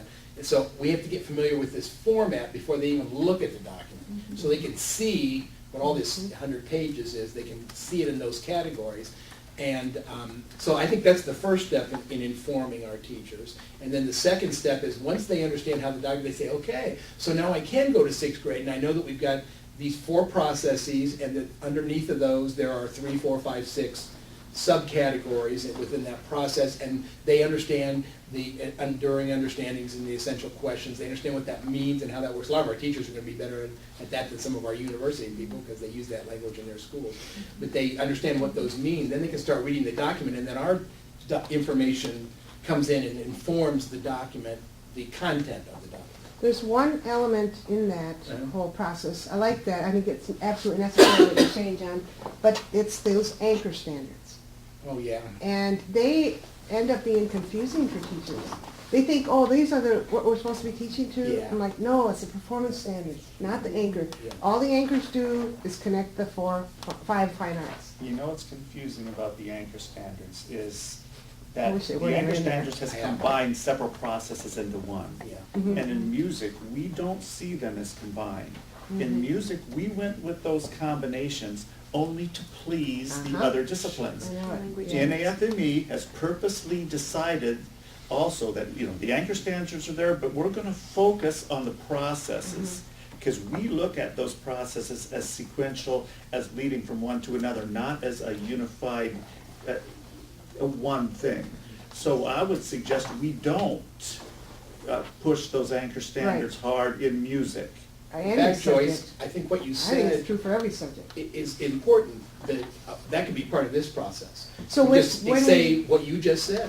What you said is, these were used, or what Fred just said, these were used to help the arts combine themselves together.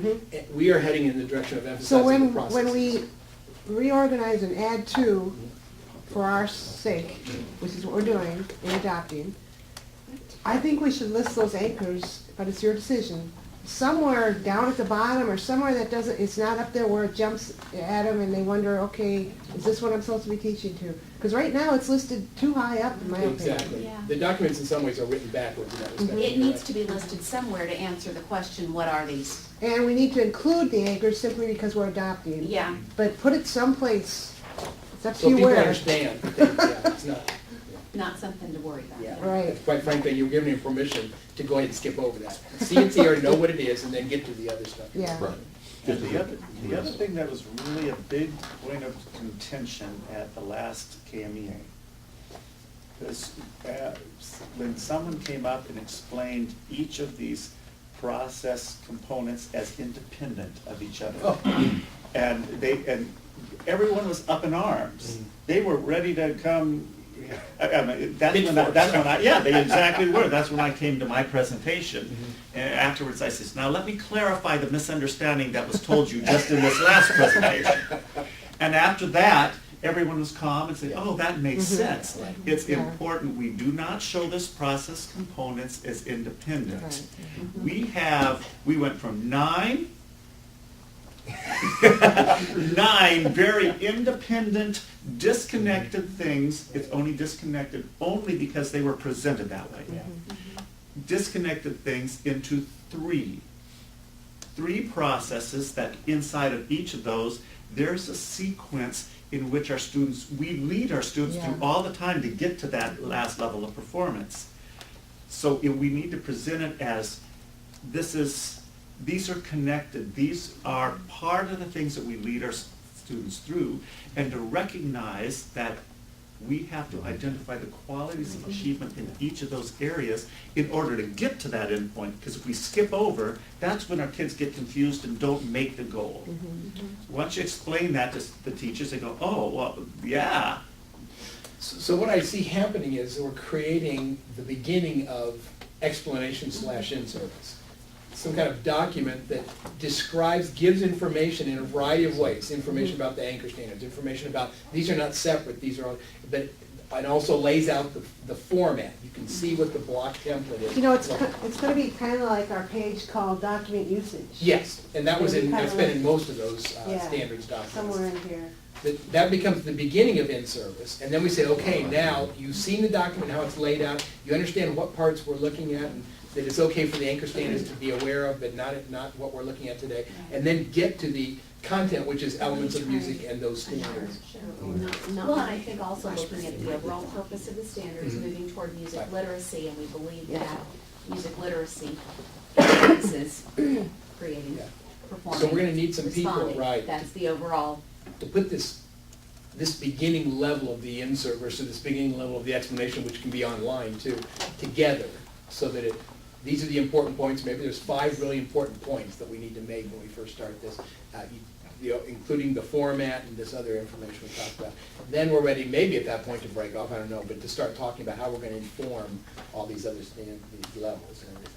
The actual reading of the rubric, or the, the Mhm. standard. That's like technology. So what I'm, go ahead, Oh, Craig. no, you go ahead. So what I'm Get rid kind this of word too, by the way. oh, absolutely. understanding here is that I think you're all getting a real good picture in your minds what you want to have the Kansas document look like, which in my opinion means each of you will download the national standards, probably the big pager thing, this thing, and maybe it wouldn't hurt this afternoon to have you break into elementary or pre-K-8 and have a group, unless you want to stay together, and that's fine too, I'm just throwing out ideas. But then start whittling away at these, So finding the holes. Yeah, is everybody okay with the process? Because that would lead to making the decision Joyce is making. Is everybody kind of okay with that, what I suggested, which is you create some kind of beginning, opening, and it could be presented in person, it could be presented online, it could just be paper online, but, not paper, but pages online, that kind of give the overall picture, and we gives the information, like some of the things that have been said by people around the room, that people need to know before they It's start. kind of like a mission statement or a, some kind Documents. of. Yeah. Can I kind of throw something out, because I think, oh my goodness, now I forget his name, Mike Blakesley. Uh-huh. When they had the rollout, he did that short little video. Mhm. Yeah. I think that's very helpful to me to understand how this whole process, I'm about to look at this document, here it is, this little 3 or 4 minute video to go in there and see. I think that would be, That might be a help. I think that would be a helpful thing instead of having So it's an something else to introduction. read. Yeah.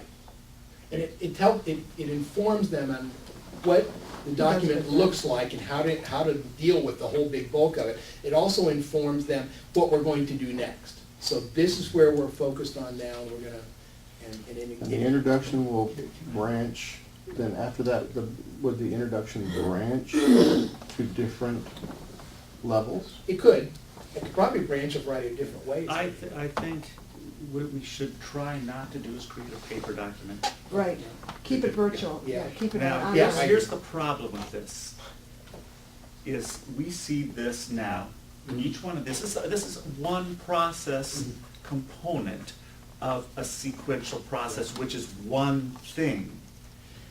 And by looking at this as the standards, we see that here's a separate thing. Now, here's a separate thing. Now, here's a separate thing, and they're not. They're not separate at all. They are, what these are indicators of what teachers might use as a proficiency benchmark, what to look for. These are not the standards, and we put, and they're put out as standards, and they're not the standards. Those are indicators of what to look for in student achievement. And when you were saying earlier, it says this is your 3rd graders are past this 3rd grade. Well, they were forced to put 1, 2, 3, 4, 5. The music people didn't want to do it. Right. They wanted to create this and say, okay, your 3rd grade is here, but someone else's 3rd grade is here, but this is what you want to look for next, and that's how you create your assessments to value added. We need to create a system that explains this well to the teachers to say, here's performing, and here's the sequence of things going in. So if you're in 3rd grade, so it'll pull down, here's the 3rd grade indicators that this is where it is. If you want to see what comes next and what comes before, then you go to that piece of Mhm. paper. Right.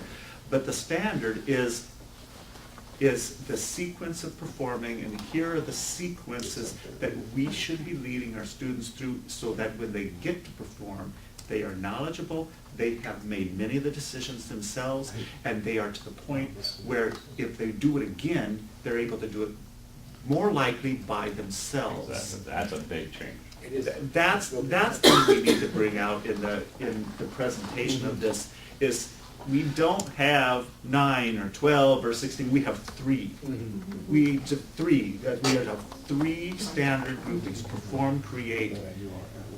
So when we look at perform, then here's the sequence. This one. And You then- could even look at having more than one format of the document available. We could reformat it into showing that. If you think of a benchmark, it is what a student does to show you that they've achieved that. And that's what those performance standards do. That's why I like the word performance, and I stress that word in those. Yeah. Because you're right, it's not necessarily a standard. That's it's- why I don't want to put the performance standards out as independent things, as Right. this is what you have to do, because you have 27 different things you do, and really, we're doing one thing. Uh-huh. We're teaching them to perform. Or It's create, one thing. or create, or respond, yeah. Yeah. And that's part of the opening explanation, but it's also a way in which we approach it when we start looking at the actual listings themselves. You're absolutely Now, am I right. hearing that you're wanting to have Mike's video be a Oh, link? no, something like that. Or a Okay, something link like that. from an Okay. online document that we Okay. might have or something. And then, do you also want a written explanation page? Seems to me that if we are gonna put something online, there does need to be some kind of introductory Yeah, page that's pretty succinct and clear and direct. We would use that to create professional development. That would be the first meeting or the opening of the professional development. and I'm gonna leave that up to someone here to You know, we gotta write. figure out who's gonna do that. I'm gonna leave that Right. With a video. Yeah, We could come back, we'll go through the process, we're gonna have a better Good idea start. of what's gonna go in. Yeah. Well, I think a lot of that's done. It may not be in your visibility, but I think the rationale is all there, Yeah. the philosophic background is all there, and its summary is all there. It's just not all at the same place. So we simply collect, I don't think we have to write it. Okay, so you're saying it's there on the national website? It's, some of it's on NCAS, some of it's on the national. Somebody's gonna have to compile it. Yeah, we're gonna have to Okay. choose which of the things that have been presented Okay. are the ones we want to That makes present. sense. Right. Well, just like, this is one of the documents that we came out, just, this gives some talking points about national standards, which there might be some things that we can draw out of it, maybe not the Sounds entire good. thing, but just some things that What we will be can the draw out. title of the standards in Kansas? I would strongly suggest that we not use the word core Yeah. when we do the And standards. it's, the only reason it's used in the national is because they want to stress the fact that the arts are a core academic Yeah, subject. exactly, and, Yeah. but unfortunately, that It's has not- too many negative Yeah, I know it connotations. does, yeah. The people in Texas have already been told, you're not gonna be allowed to use your national standards because they're core. And see, because Texas. Well, other states I've heard say because the word Because national. it is core, yeah, Because the word national is in there. yeah. I've Yeah. heard some, but actually it's interesting because Tuesday I lead a discussion online, it's a fine art consultants from across the nation, C-Day, you probably have Mm-hmm. Yeah. heard C-Day. And we meet monthly and I actually have to be the lead this month for the meeting because our president can't make it. So one of the topic we're discussing is what are other states doing with the national standards in all of these areas, music, dance, theater, and media arts and art. So it'll be interesting to hear, I mean, I'm so happy that this discussion is happening today prior to that Tuesday meeting because, We'd be informed. yeah. Well, and I don't have an issue with the word national because we've had Oh, no, national national's standards for a fine. long Forever, time. yeah. You know, Core. that's not, well, yeah, I think we've got to draw out the word. Core, and I don't have an issue with the word core, just the rest of the state does. Yeah. Yeah. Well, I I don't mean, either. when I've been referring to these with teachers or others, it's been the newly revised national music standards. Yeah. Right. I mean, because Palatable. that, well, it connects them, this is not, you It know. reminds them what the old ones were. Exactly. It's, We so will it's call not- these Kansas because Mhm. we're adopting them. Right.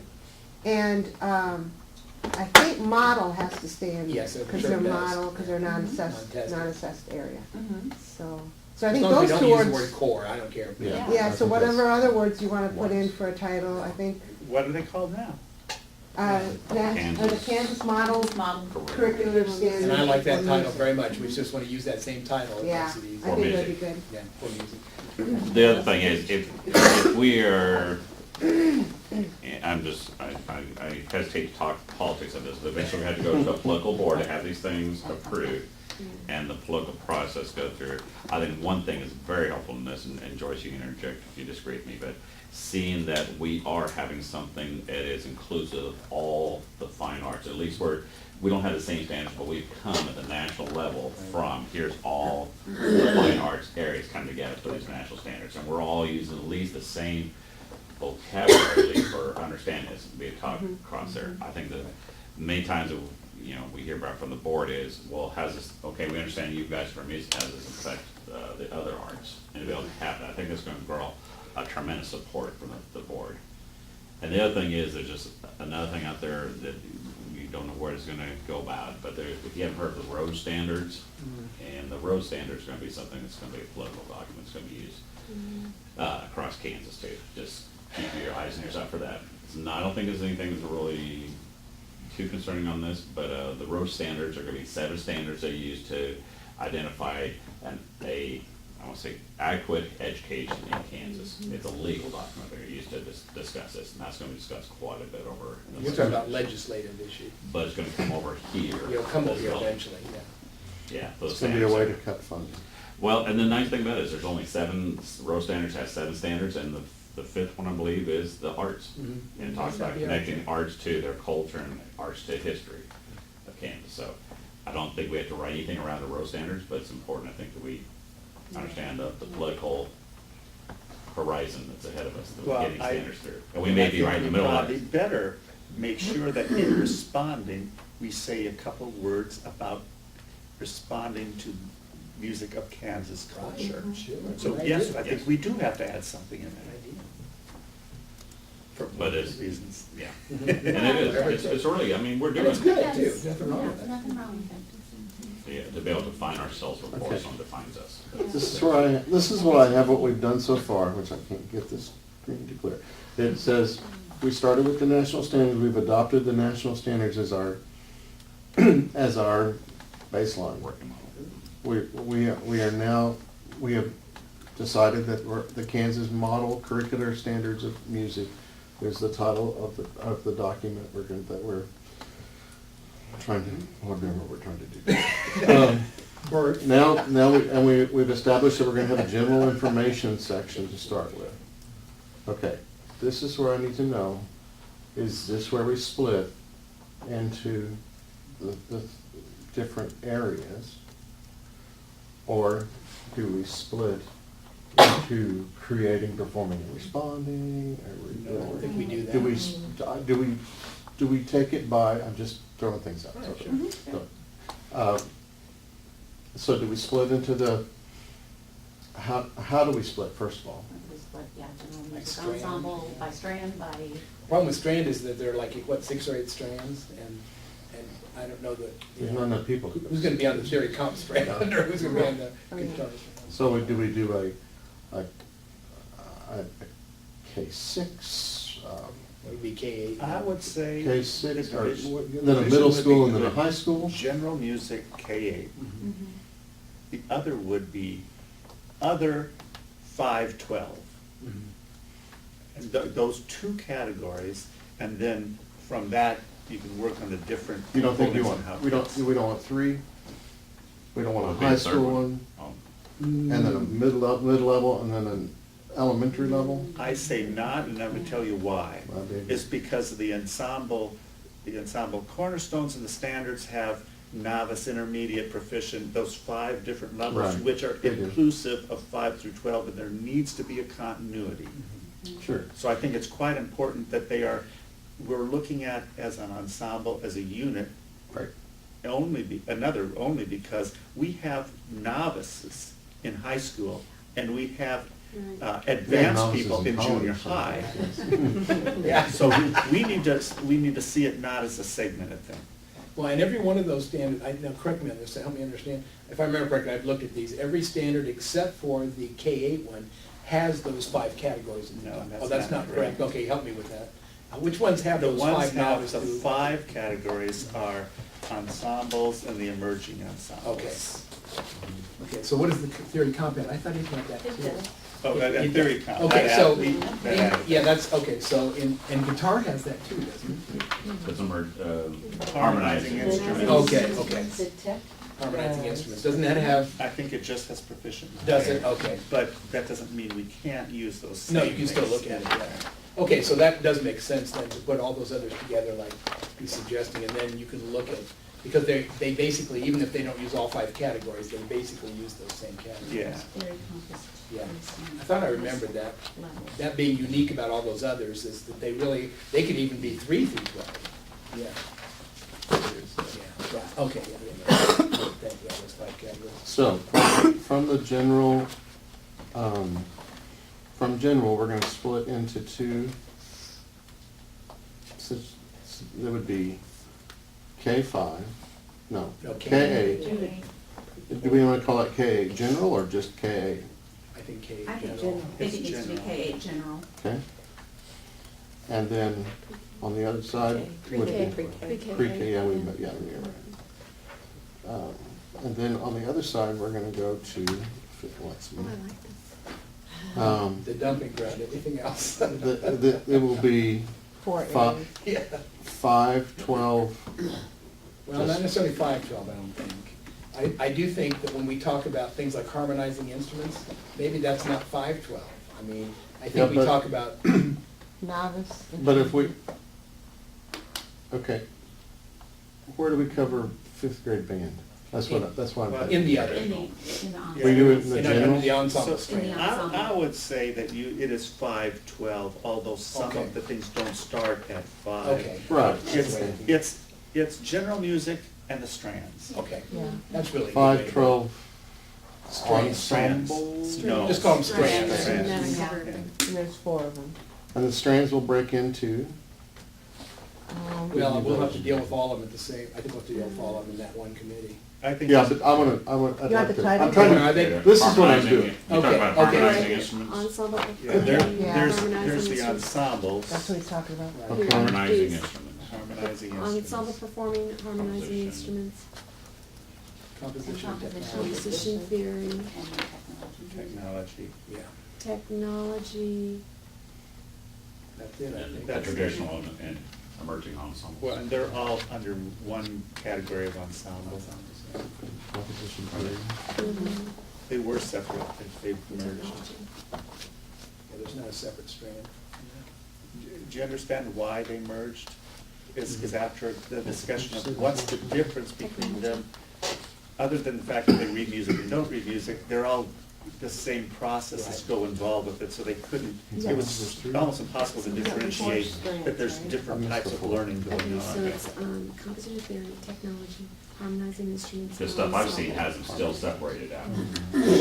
Really, because what I'm looking at does not, so I don't know. Okay. I don't know where I got what I got, but.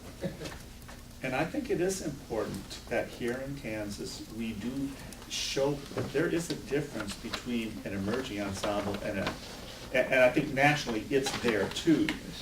But we should not look at these are unique and something separate and different from these. We want to give value to those emerging ensembles, which is another reason of putting them together. They're all ensembles, and there's 2 different ways to do it, or maybe even more than different ways. We're talking about traditional and emerging ensembles. Right. Yes. Okay, yes, I have. They're just all I- ensembles. They're all in Other than the others, some of the other strings. Okay. So the ensemble strand will break into emerging, choir, band, orchestra. Is that it? Yeah, iPad ensembles, there's. I mean, that's there's emerging. Mariachi, that's all But emerging. that's yeah. emerging, Yeah. right. But, and there's also the possibility of guitar being ensemble Mhm. as separate from guitar being a harmonizing Harmonizing instrument instrument. learning, so it could be either way.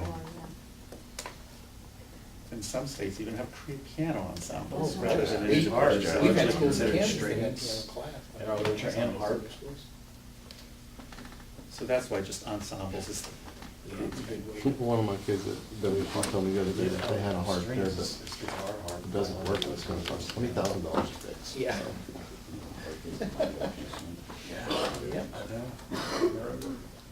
I don't teach it. I love mariachi Okay, what about the pre-K general? Is there any subcategories within those?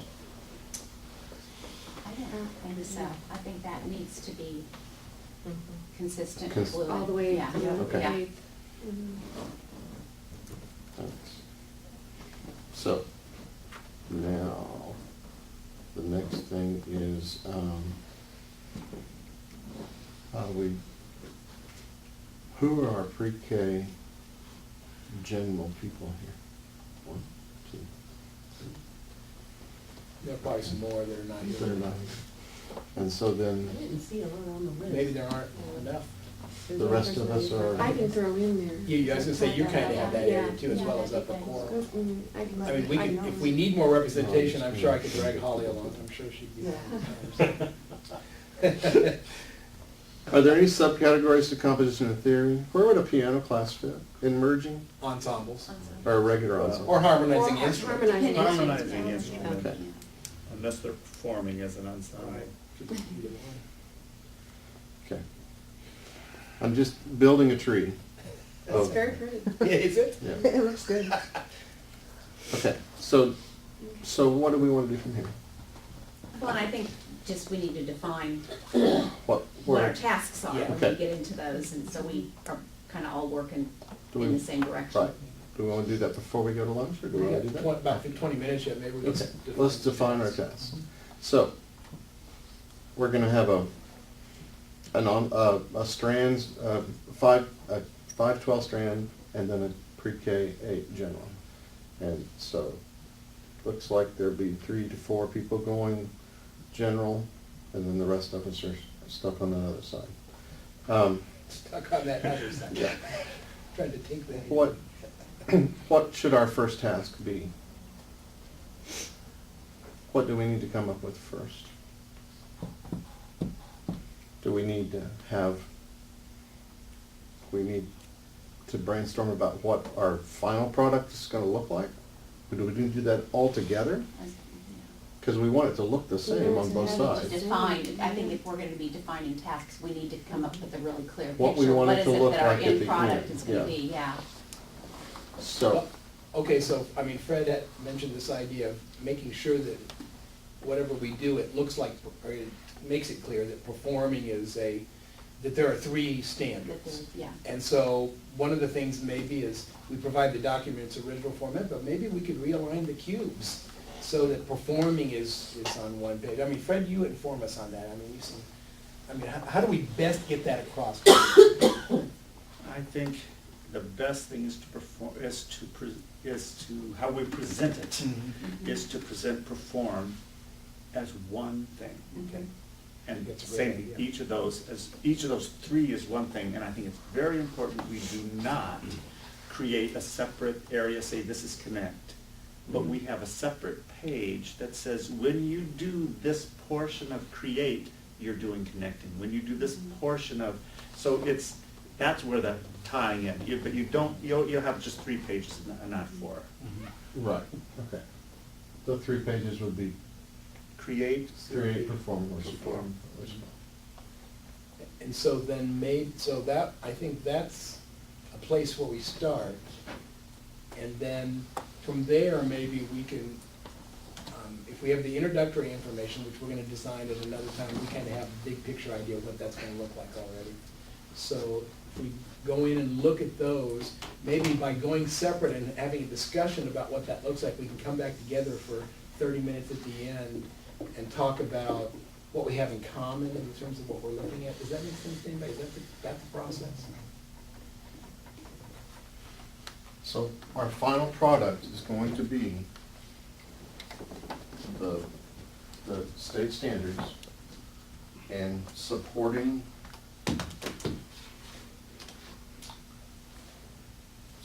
something. What? Yeah. Supporting what?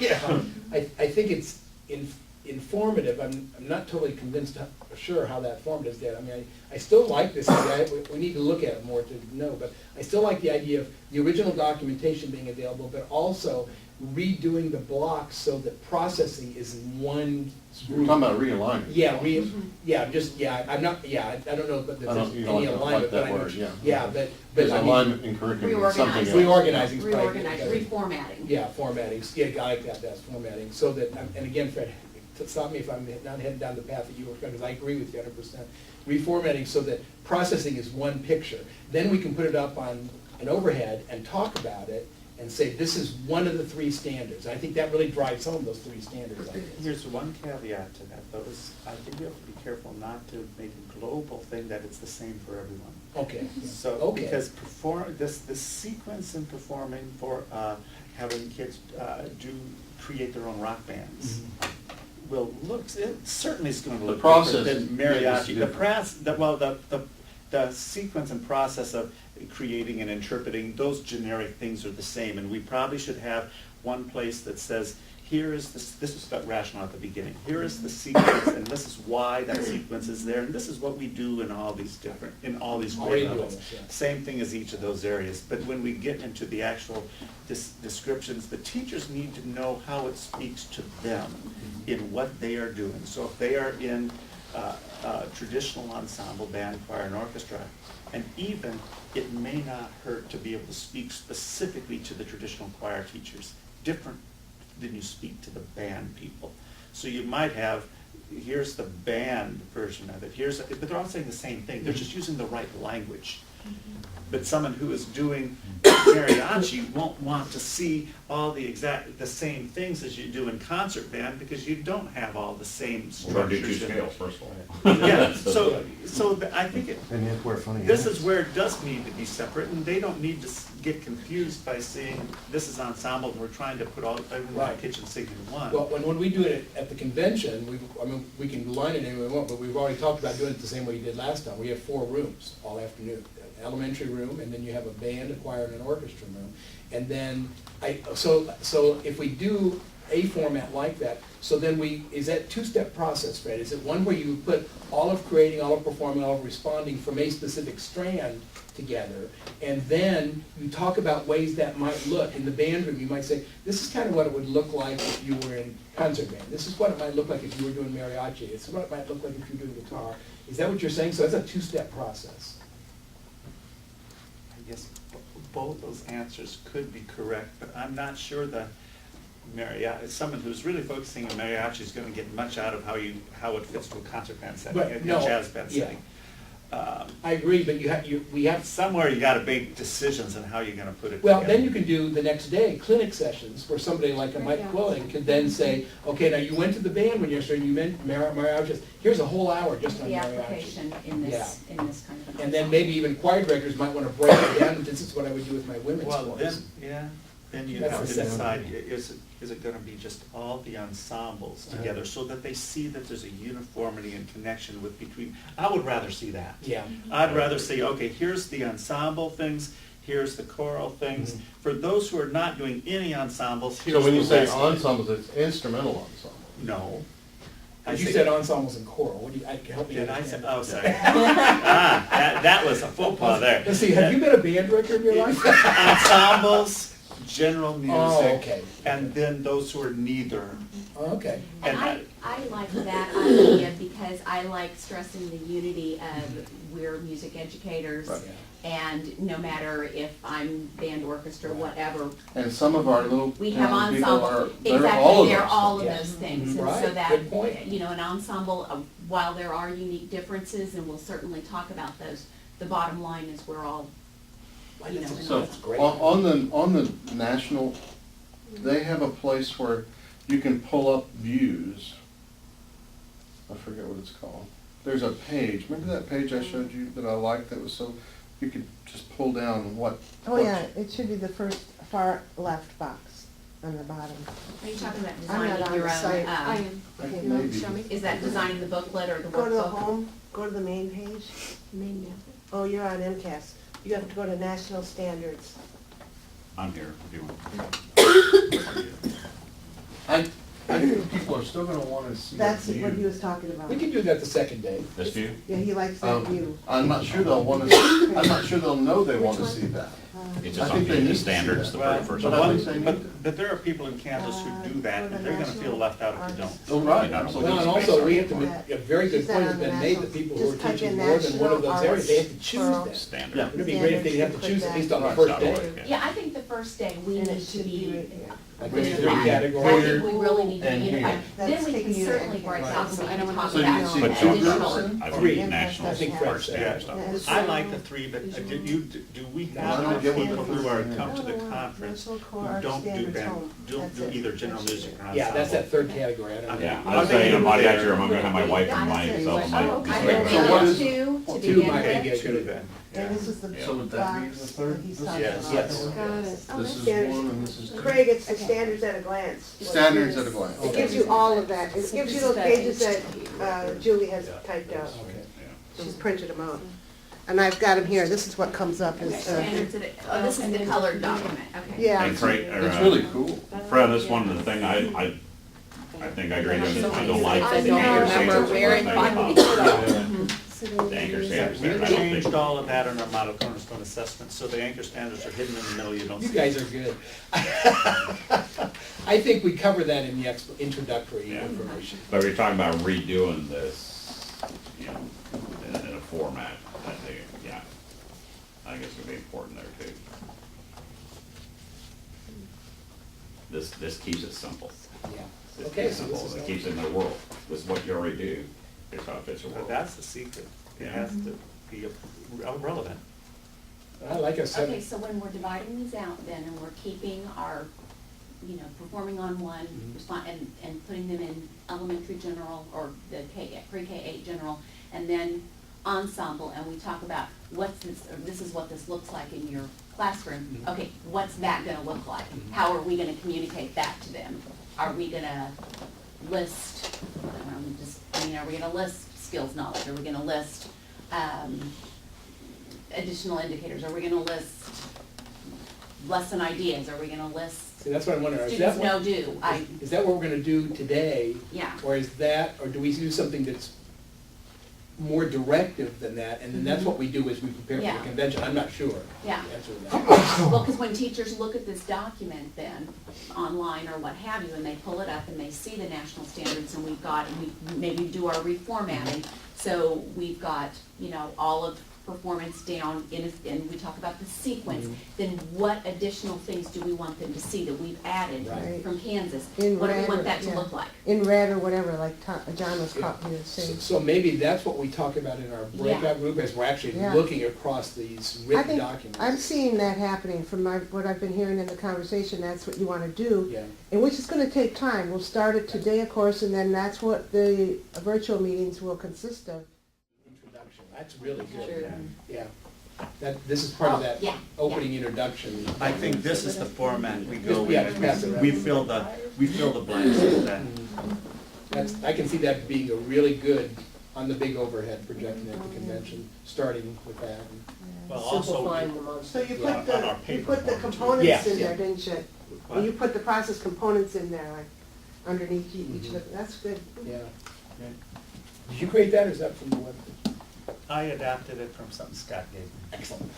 That's what we need. Yeah, Welcome. 'cause I was gonna Thank say, you for yours living is in a little Kansas. bit different than the one that we were provided. Yeah.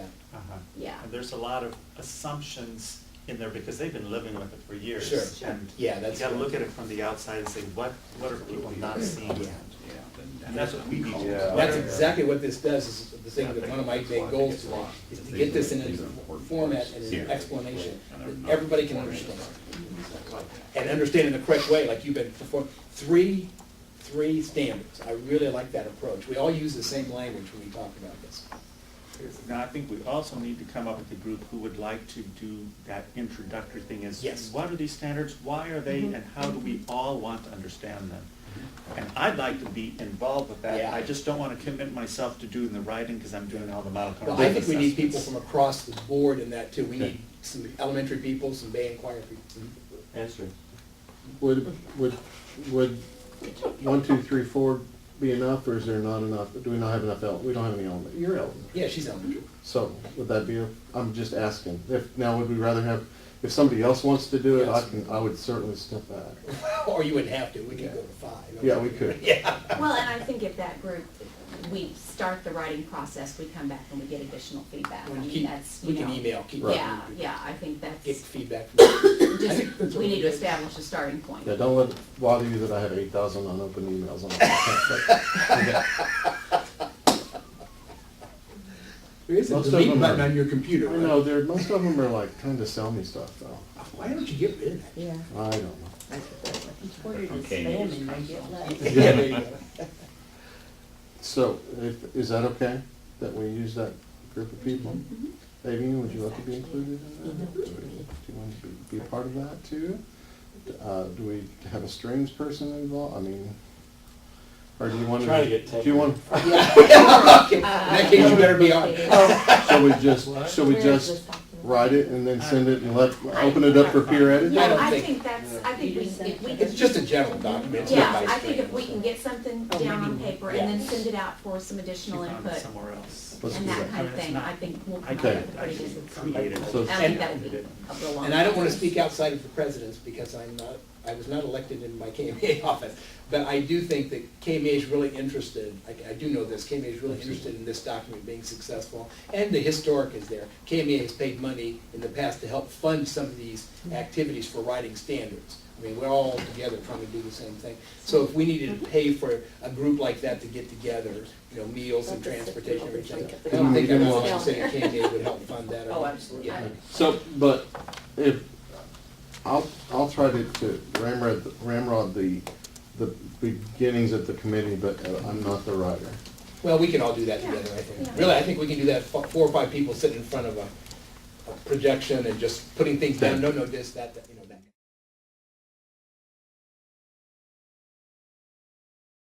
About the national standards, and basically, can you help me? I can't figure this out, can you help me? So, but most of the comments I get are kind of general like that.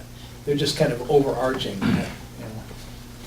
And so I've told all of them, most of them are in a process where they were looking at revising their local curriculum. So boy, I would encourage them, if you can get by with it at all, wait 1 year. Next fall. The only questions I have is how can I put this, make these work with my teacher evaluation? Oh, isn't that interesting? That's the only questions I've had. Really?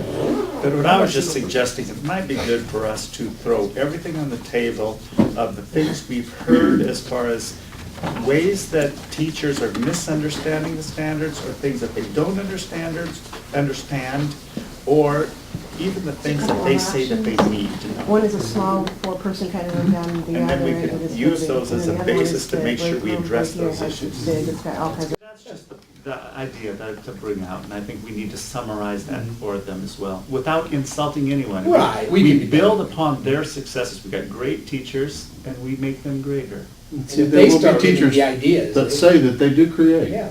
Mhm. There are gonna be a lot of teachers that think that they do. Yeah. Whether they do or not has to be up to them to just, Well, if really they share- analyze what they do. Yeah, as And they if they share, have you processes. can- Yeah, you can then talk about it. You'll see it if we get to see their post Right, notes. yeah. You're all about process. So now let's get back to that very first thing you talked about. What is not clear in here? Where is the oral skills? Where is the sight reading? Yeah, I'm down to examples in my little diagram. But I'm thinking in this document for us with the yellow lines. Right. To me, it's probably in the traits. The traits saying, what do we look for in select? Those are the things we can add to and then restructure this document so it looks better. Let's see, I'm looking right now at this document where I read the words. Yeah, that's the actual document. This, so- right. And what bothers me about this is, again, is this statement, music reading skills. And that's the only skill it gives us, is music reading skills. But I don't see that in the yellow line document. So then what we would want to do is put some type of caveats on there in another color. Yeah. In the blue is is our words, or yellows, or whatever I color. thought you were gonna go purple then. Well, did you notice how careful I was? You didn't mention blue and red together, of course, that would be another school, but we won't go there. Here's a thought, I'm back to examples. I have choir, orchestra, band, then I have, branching off from that, sight reading, da-da.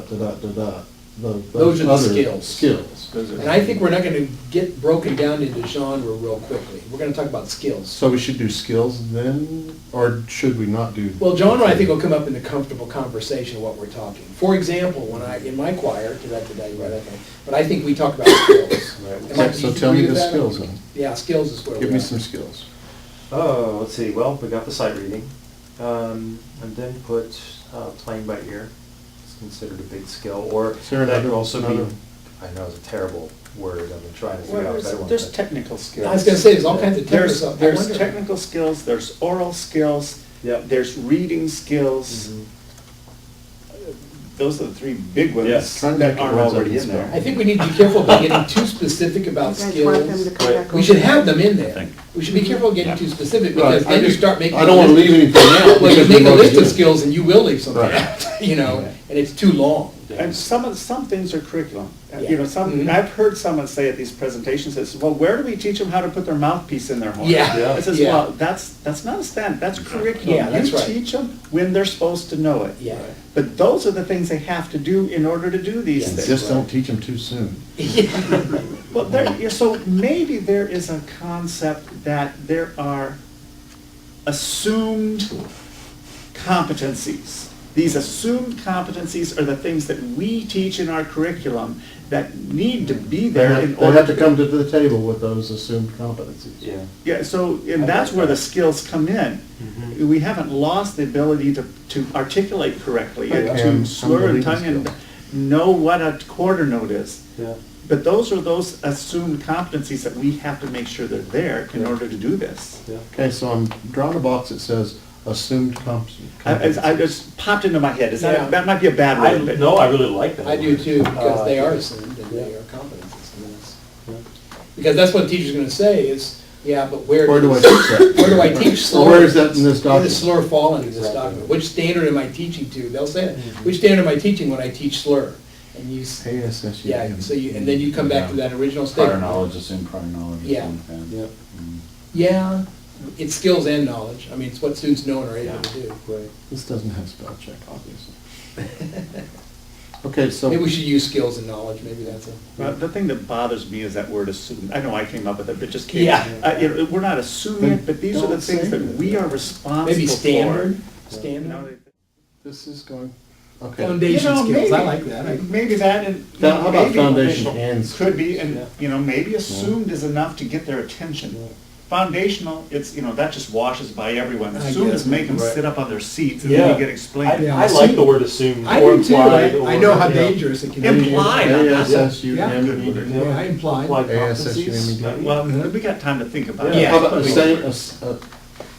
assumed competency skills? Instead of assumed, do we want, oh, I can't use words. I'm not sure I don't mind the word I assume. don't know, I'm getting them like a lot too. Yeah. Assumed competencies. Is there two M's in assumed? Assume. I don't know. Yes. Are there two S's? I don't know. One M. Why am One M, One two M. S's. Thank you. Uh-oh. Somebody That's your name there. somebody who's good at spelling makes me nervous. I put I didn't do well.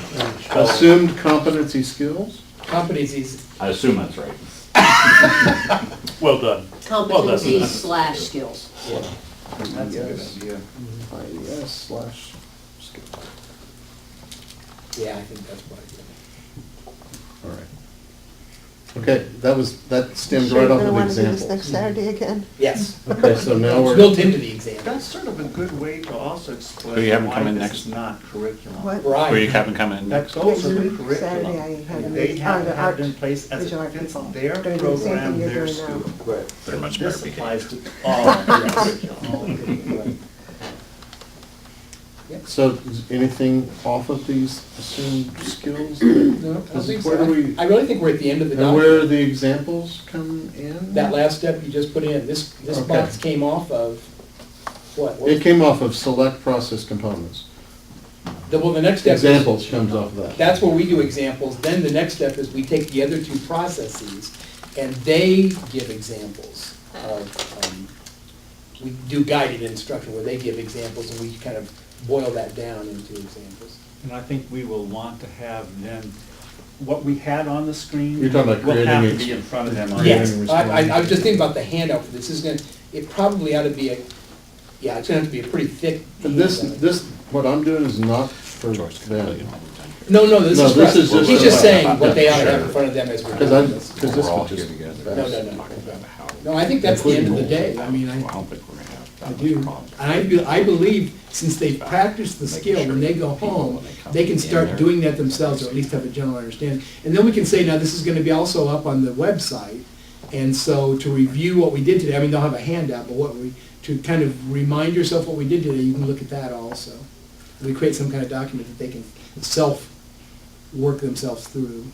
Make sure that they understand how to use the Three document. glasses Because of if tea we today, have that was this a good document, started with this document. You know, I agree with you. I've never liked those words, reading skills in there. It's not something that's put on Well, the it's shelf. very easy, just say, instead of music About reading just skills, taking- just say music skills. Well, and another thing I very much disagree with, Performing, 'cause that's one when of the it says most select especially varied music would be repertoire, concerned when responding creatively. that's Okay, one way performing. to select, but we also select The areas, proficient standards down the line, show how those parts things of repertoire Right.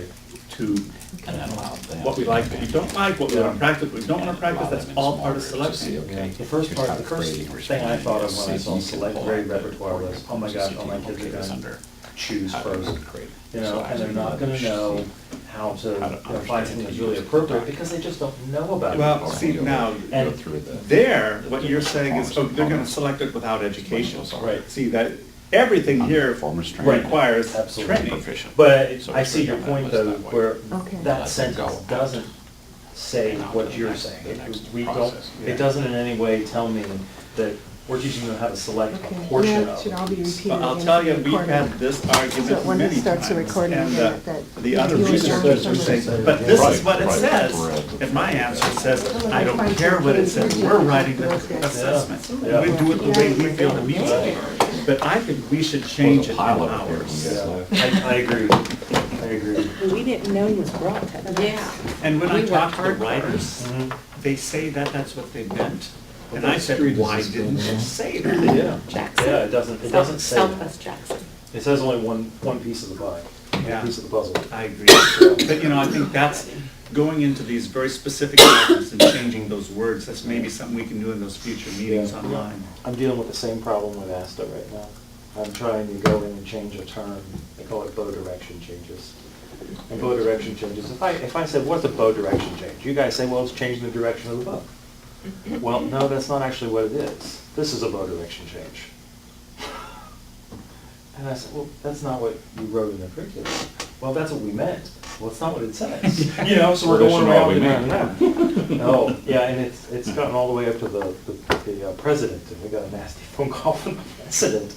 You know, it's that same thing. Well, this is what we meant. Yeah, but you've got to choose your words so carefully. This is the time to change it for our standards, Yeah. and this is also the time to make sure that we clarify that we're also talking about sight reading, we're talking about reading, we're talking about listening, we're talking about Right. to give those little clues in Yes. there. And that's the permission that a few people need to step out beyond their boundaries. Absolutely, absolutely.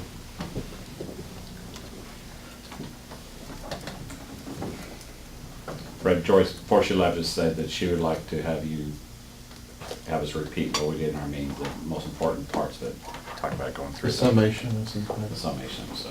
An executive summary. Okay.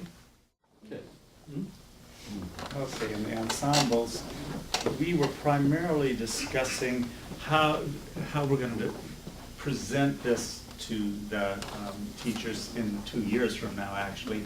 But with that comes how we're going to revise things in a printed form. We decided that it's very important that whatever we have presented to them is going to be in some type of interactive form, that they're going to be able to not just have to read paper, pages after pages, but some type of electronic means But the idea that was come forward after we do the initial presentation to describe to the teachers what the standards are, why they're there, how they came to this structure, and what this structure is, the 3 process components, recognizing that that 4th process component is integrated. Then when we separate it to the individual groups of ensemble or those others, that we would show them what the different categories of achievement are. And there is a form already created that describes what does it mean to be novice, what does it mean to be intermediate, proficient, advanced, and exceptional, or whatever those words are.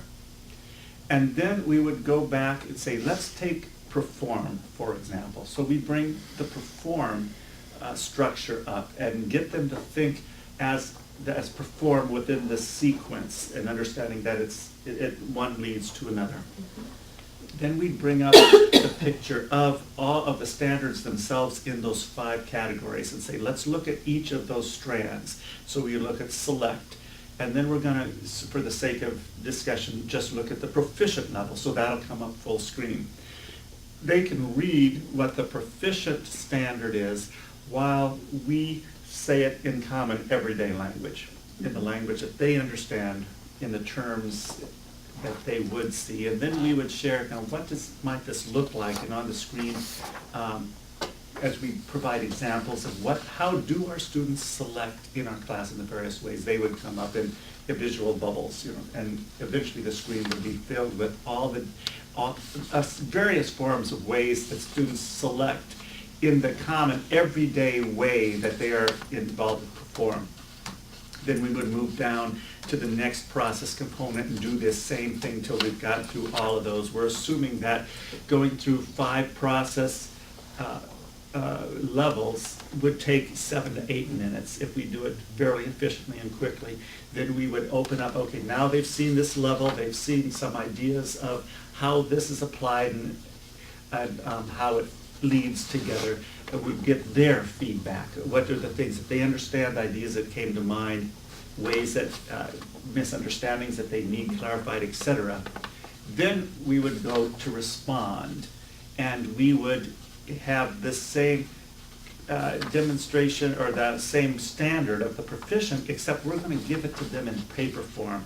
And that their tables have them go through this process that we did visually, but them talk through themselves. What does this mean, and what examples do they have? And then afterwards, we will bring it together, and they will bring the examples to us, and we will summarize it going through the respond, and do the same thing with create. Okay. And the only thing I would add to that is that this issue that Jacob brought up about skill, we use this assumed, what was it again? Oh, in the process of describing all of these things, we want to make sure that they see the old standards in action, and that they understand the skills and proficiencies that we have, where they fit, and what we want to explain to them. That the term we came up with, as you mentioned, are assumed competencies. This is their curriculum. Where they put the mouthpiece in the horn, where they teach 5/8 time, whatever, that's in their curriculum. The articulation is determined by them. But these are what we're going to call assumed competencies. The competencies that students need at whatever particular level in order to accomplish these standards and be able to apply these 3 process components successfully. So they have the autonomy to determine their curriculum. And these standards, these processes, overlay their curriculum. And that's why we're calling those assumed competencies, because they fit in at the places that they see most necessary. I think even a dumb band director can understand what's going on. I did. Oh, it comes from a dumb band. Yeah, so one to another. Walk and get 'em. Where are we, elementary? Well, I think we took a little bit of a different approach, and we were kind of working from the format. And so we kind of started just to go in and just kind of write a little bit, and decided, okay, if we were going to put this out in front of teachers, and we talked about, first off, we discussed the anchor standards and kind of decided, again, we need to keep them somewhat in there, but we need to de-emphasize them quite a bit. And then we set about just, working on, okay, let's take performance, and let's look at that strand, and let's look at the sequence of performance as we go through that whole process, and the sequence that we would go through in pre-K 8, working through that. And so we were calling, we kept the essential questions in our, those types of things. And then we, worked with the standard and kind of replicated a process that Denise Odegaard did in a session where she talked about unpacking the standards. And so broke it down, and we were just doing skills and knowledge, but assumed competencies would be basically the same thing. And just did some bulleted points about, okay, if students were, if we were gonna have students working toward this standard, this is what they would need to know and do, and those types of things. And then from that, then teachers can, districts can take that and say, okay, how does this work within my curriculum? How can I use this, to build curriculum? And so it just broke, I think we were working on breaking it down just a little bit more as we went through. Yeah, in my eyes, you did exactly the same thing we did. You just did it appropriate for the way elementary classroom music is taught versus the way a band orchestra or choir director operates. But that sounds almost exactly like what we did to me. Now, I do see a difference There are some between differences. between assumed competencies and expected traits. I see assumed competencies are those things that students need to be able to do before they do this, be able to demonstrate these processes. I see the traits are the things that we're supposed to be looking for in order to document the process. And so we might want to talk about, are they different? And if so, we want to make certain that teachers know the difference between what's all the foundational things students need to know at whatever grade level to be able to do this process successfully, as different from what are those things that the students are going to do after the process is demonstrated that shows proficiency. Yeah, that's where I see there could be a difference, at least in my view. I think there Are are. assumed competencies, are these prerequisites? Is that sort of what we're looking at? Well, when they're assumed, that makes them prerequisites, I think. And at the elementary level, your prerequisites to coming to an elementary class are virtually none, Depending on the depending level. upon the Yeah, level. But depending. starting out, your novice is truly a real novice. Right, right. But I think where we were, and whether we, whatever we call that, I think we need to come into an agreement on that. But to me, that's where we're going to help districts use this document. If we take the standards, if you will, and then we kind of break those down into whatever it is we're going to talk about. And then I could see taking my teachers into that process and looking at that, okay, here's, and doing the whole backwards design. Here's our standard, maybe, we build a benchmark out of that, and then from that, we can come up with indicators that are much more specific. To me, that is a usable document that makes something I can take my teachers through in a logical manner. The good part is the ownership you're providing, you're requiring them to take ownership of it, and that's great. So I mean, and we were looking at, and I lost the title that you gave them in the assessment document, Assessment focus. not the assessment focus, but it was. Artistic process. No, We the, changed them. yeah, we changed the words. Key traits? Key traits, that's it. Okay. We took the idea of the key traits, but then kind of changed that a little bit. Because again, I think that's what's gonna help the teachers make that connection and help them then to turn it into a curriculum that's going to be able to teach some of those skills that you're talking about, the oral skills and that kind of thing, and answer the question, okay, so when do I teach putting my horn together, because I really do need to teach it. I gotta teach it, Yeah. and when Didn't do say I? good in the standards. And when do I, and when do I teach, triple meter? Gotta teach it, Yeah. and that kind of thing. But then districts can make those choices, but we're building a framework for them to use for that. I don't know. Well, I think it's all good. I was just thinking back to that again, that document, the Kansas curriculum Mhm. framework that was designed. Well, and John, that's the process we went through. I I mean, know, I it's remember exactly sitting the there process. and Marilyn Killian.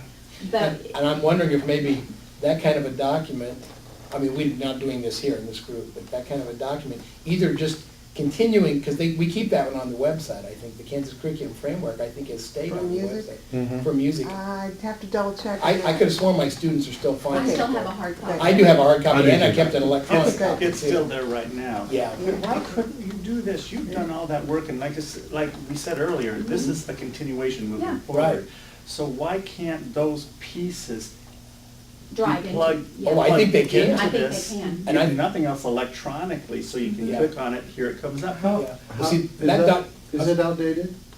well, it might be, that's what I was just gonna say, that document, I have hard copies too. but- yeah, and I have e-copies of it. I actually scanned it, so I use it in a class to help students learn how to design curricula. I double check if it's on the website. If it's not, I'll get it back. We can put it up there. It's there right now. It is there, I'm I pretty sure. downloaded it this afternoon already. Okay, so what we might want to do is, that is a separate document, and I also think a separate process from what we're doing here, in my Yeah. opinion. But I think if we can somehow do what Fred was insinuating, and that is create a document that is overlaid with the new standards, that is a curricula template that schools can use, and then you use that, her third graders are not in the same place the Wichita, building in the Wichita schools are in third grade. But you create your document, it makes the national standards more usable because you can create a curriculum using this template. And that might be something we can look at. KMA could even look at I it. think that probably the technology part of that document needs to be upgraded. Yeah, probably. And so that could be done while we were trying to get the document, because it is based on the nine national Right. standards. Have to- It's very, very heavily based on that. But I do think it could be evolved. Yeah, you're suggesting take the pieces out of it that apply and insert them in the right places. Right. That's what you're saying, rather than just refer them back to it. You're No, bringing- no, I'm not saying that at all. Yeah, pull the pertinent I'm pieces thinking out of- of it and plug it yeah. into, yeah. Well, I think more of overlaying the new national standards into it, but you're gonna have to pull some things out. The nine national, it's aligned directly as the nine, it can't be aligned. Yeah. It's gonna have to be realigned, but the concept is when they It get was like the in. toolbox for the, It is, exactly. The first meeting in your school curriculum committee to rewrite your new standards for your local school district can be that document. Yeah. It's a template, and you can say, this works here, this we don't do at this level, we do it at this level, but it makes it really easy to design a curriculum from. I keep thinking about, are those people in the small districts that don't have somebody to walk Right. them through this? Well, see, this is what we. Or that they're K-12 and, oh my gosh, I have to do it for all of these Yeah. things? Yeah. This is what we talked about. We need to That's- make sure, when they walk out, we talked this Yeah. for our sessions, when they walk out, they need to be able to recreate what we walked them through on their own independently when they go home. If they can't do that, or at least find a place to help them remember how to do that, then we really haven't done much service Yeah. for them. Right. Yeah, how can we facilitate? Is there a way? Well, the last step we're people doing. can get together? Yeah, well, the last step we're doing is the next to last step is we're taking through one of the three processes and defining terms and showing how to use it. And then for responding and creating, they're gonna do that on their own, practice it, and then get some response from people who are up front as they guide through talking about it. And then they'll have practiced that process and they can go home and kind of start that. And then the next day on Friday and Saturday at the convention, we encourage people to use clinic sessions that are drawn from what we did the day before. So you can go in and see specifically about, okay, now in responding in instrumental music, and they pick their niche of something they want, a skill that they want to work on, but they keep relating it back to drawn from this. Then if we can get around to a point, heaven forbid how much time we have, but we can get around to a point at some point in time where we create a curriculum framework that is based on the new national standards that people can lay down and create their local school curriculum from. I feel like we've done a great service. And that was done, that was done across the state years ago. Oh, man. Yeah. Everybody was using it. Yeah. Everybody was using it. Like you said, people are still using it. I get students who, that's like, we've had like 3 state revisions in standards since that document was the standard. And still, that document is what gets used. It's just, so we can update it. It's I the think very if we- first one. If we can help them design a local curriculum with the new national standards, we've done a pretty good job. Yeah. Kansas Avenue, because that's I think how it's I an give you the important, directions. such an important component that happens, because I know when that came out, I was a Little League teacher up in Goodland, Kansas, and they said, we need your curriculum. I said, we don't have one. Yeah. In my second year in Goodland, they said, okay, you need to do your curriculum. And that's where I went to. And that- Even my non-experienced Yeah. undergraduates can take that document and create, you know, I mean, a novice, but a seventh grade curriculum for band, choir, orchestra, using the pre-known skills that came from the level before. They can do that. And that would be a big help. So maybe, you know, leadership, I mean, that's maybe the next step that, starting next fall or after June when we finish these up, you know, that's the next step for our professionals. I'd be glad to help. Yeah, see that, we need people who've done this job that have an understanding of the standards to progress. And we spend a year doing that. I mean, They call it, that's on the website. Yeah. What was the name of that document? Kansas Curriculum Framework. I'm not sure that that's, I would say. I was gonna say, There's another word in there, I think, Kansas Music Curriculum Framework, or, I can't there's remember. another word in there and I Is can't. there? Kansas Model Curricular Framework? There we go. Yeah. Because no. I'm reading it off the standards, Okay. so I was wondering if it's That the might same be- thing. that might be it. Kansas Model Curricular Framework. Yeah, That I'm might on be the it. KSD website, can't find it. That would have been, gosh, what, They were- 2003 or?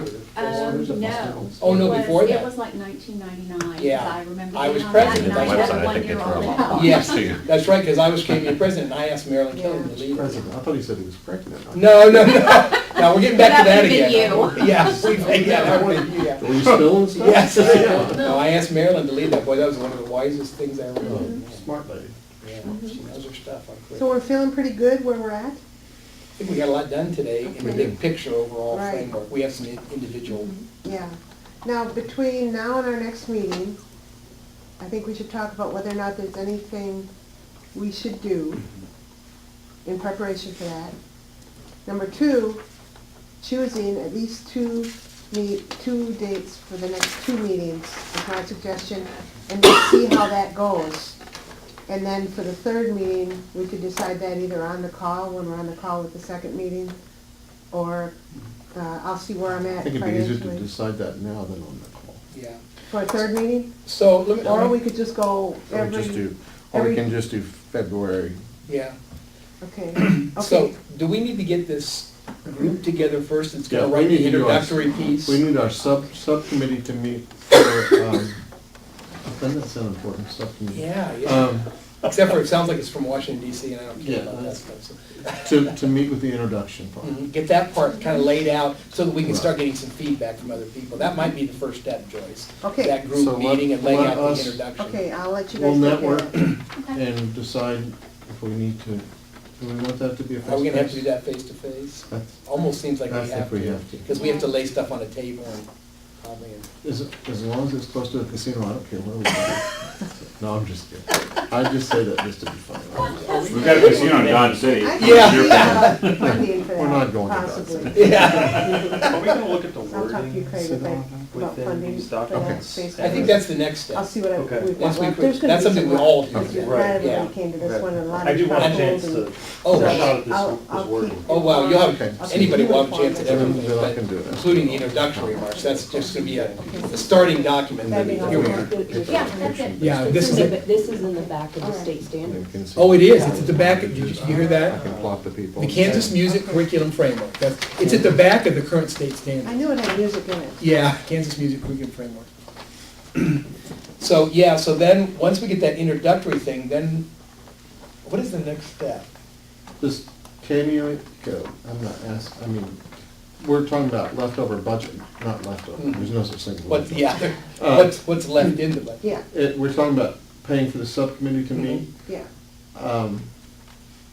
Do we want, would KMEA consider paying for that? Yeah, let's talk about that for a second, Joyce, because Okay. KMEA, obviously, I mean, we want to use up every penny that the State Department has, obviously, but it will probably not be enough to do everything we want to do. So KMEA, and again, I'm going to speak, and ladies, you interrupt me if I say something, you're the budget, but KMEA can supplement whatever we're doing. So if you think we would need whatever money's left, I mean, we had fewer people come today, but the budget is not $5 million. Right. So if you think that KMEA just maybe paid for this meeting of the subcommittee, Okay. then you have whatever money's left. Mhm. Are you gonna need that for other meetings? Are there Well, gonna be, if there was enough for another face-to-face. we could maybe plan it that way. Yeah, It and might be Smaller good to have group. another And it might face-to-face be- outside of February. If Yeah, everybody comes after to that February. second Because this face-to-face, is, what might happen is, maybe I can only pay for mileage or something. Right, and so, and again, Kami can discuss You've this, got a but we brother, can, we can pick up maybe what you're not picking up. Like today, we bought everybody's lunch.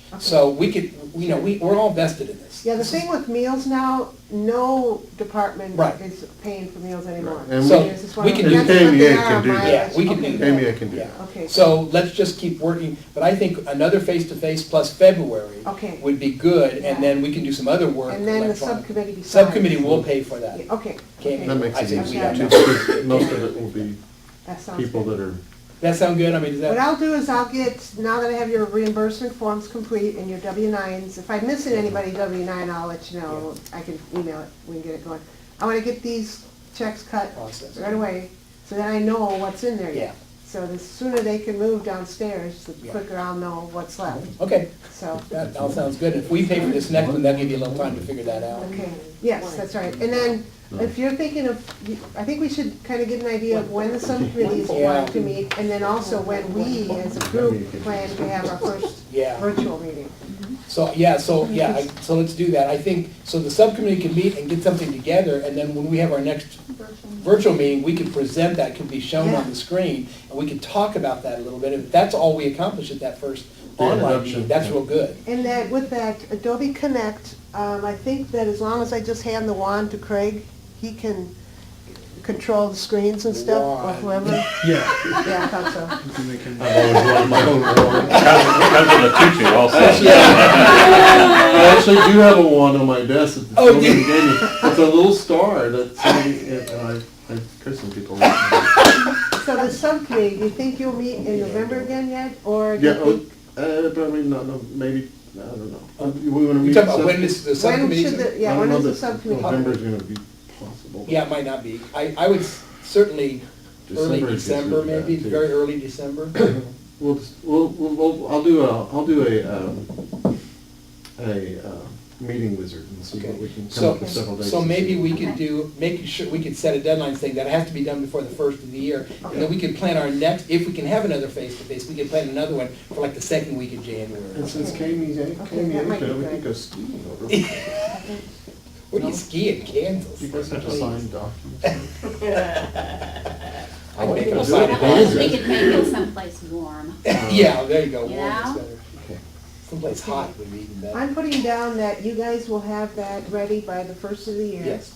And our next meeting will be try to be a face-to-face Yeah, I don't know that we need a virtual meeting. in January.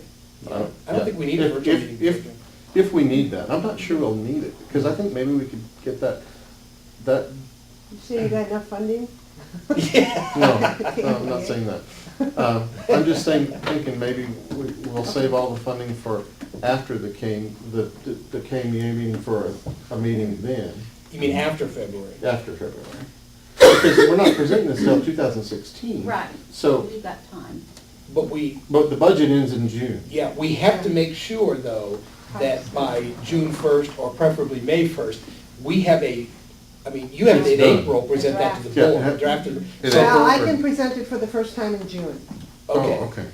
So, And then well, it'd but be I think it'd be a voted good on goal by July. April for this committee to be finished with what is the official document of the I think Kansas. so. That's okay with me. Yeah, So- and we're pretty close, maybe we're there already. Well, let the subcommittee meet and then we'll get back with you about the next meeting. I think if there's a remote chance that we're gonna meet in January, we put a date on the calendar. I do too. Okay. Because then we let's do can always send out an email and say, happy day, we're canceling the Yeah, meeting. let's And I- do it. You And I know. do think that's right, I think you're right though, Craig, really, we could do the approval of that part of the document online pretty easily. Yeah, very You know what I easy. mean? And then maybe in February, we could start the next step in the process of designing those sessions. But- And it's not just the sessions, it's also what's gonna be online, we have to translate it in that. It's the product, basically. Yeah, so, okay.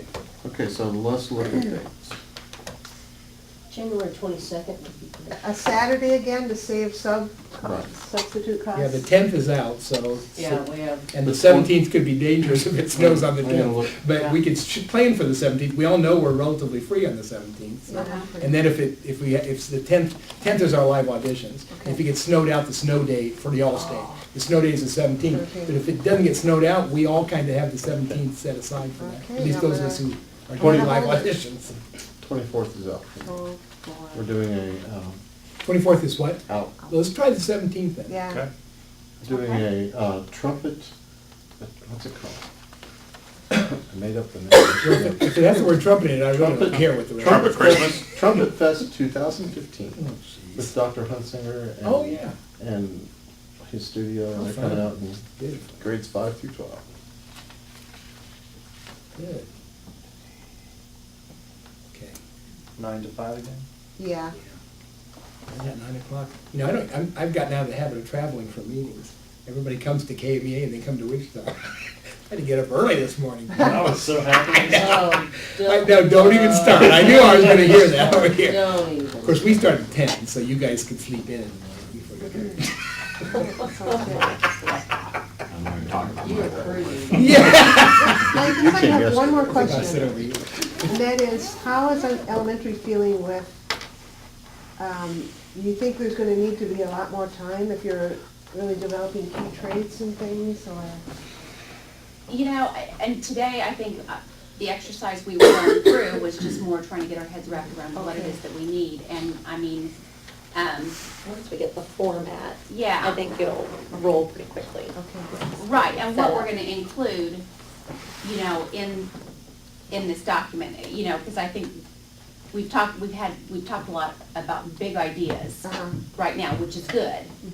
But I think probably we're gonna have to have a little bit more direction or additional discussions on exactly what are we gonna have in there. Uniformity. Yeah, what are we gonna have in there and what are we gonna call it and how's this gonna look and, you know, and that kind of thing, so there's that consistency through the document.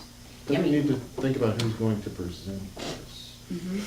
So Craig, are you thinking that that's something that will be talked about in the next meeting, that we get together, all get together in? Yeah. Work on maybe? Oh, I think we're gonna come up with the uniformity plan not at the next meeting, because Okay. that's what comes after the Introductory. mission, or Right. essential question, Right. or whatever you wanna call it, because they've got so many new names for things, I don't know which one it is. So, I think that we'll come up with that essential question, and then we'll go, and explanations, then we'll go into what it looks like for these people, and what it looks like for these people. Okay, that's helpful, it helps me. Does that make sense? And everybody's pretty good with just a one-day meeting, it saves a lot of hotels, Yeah. so, okay, great.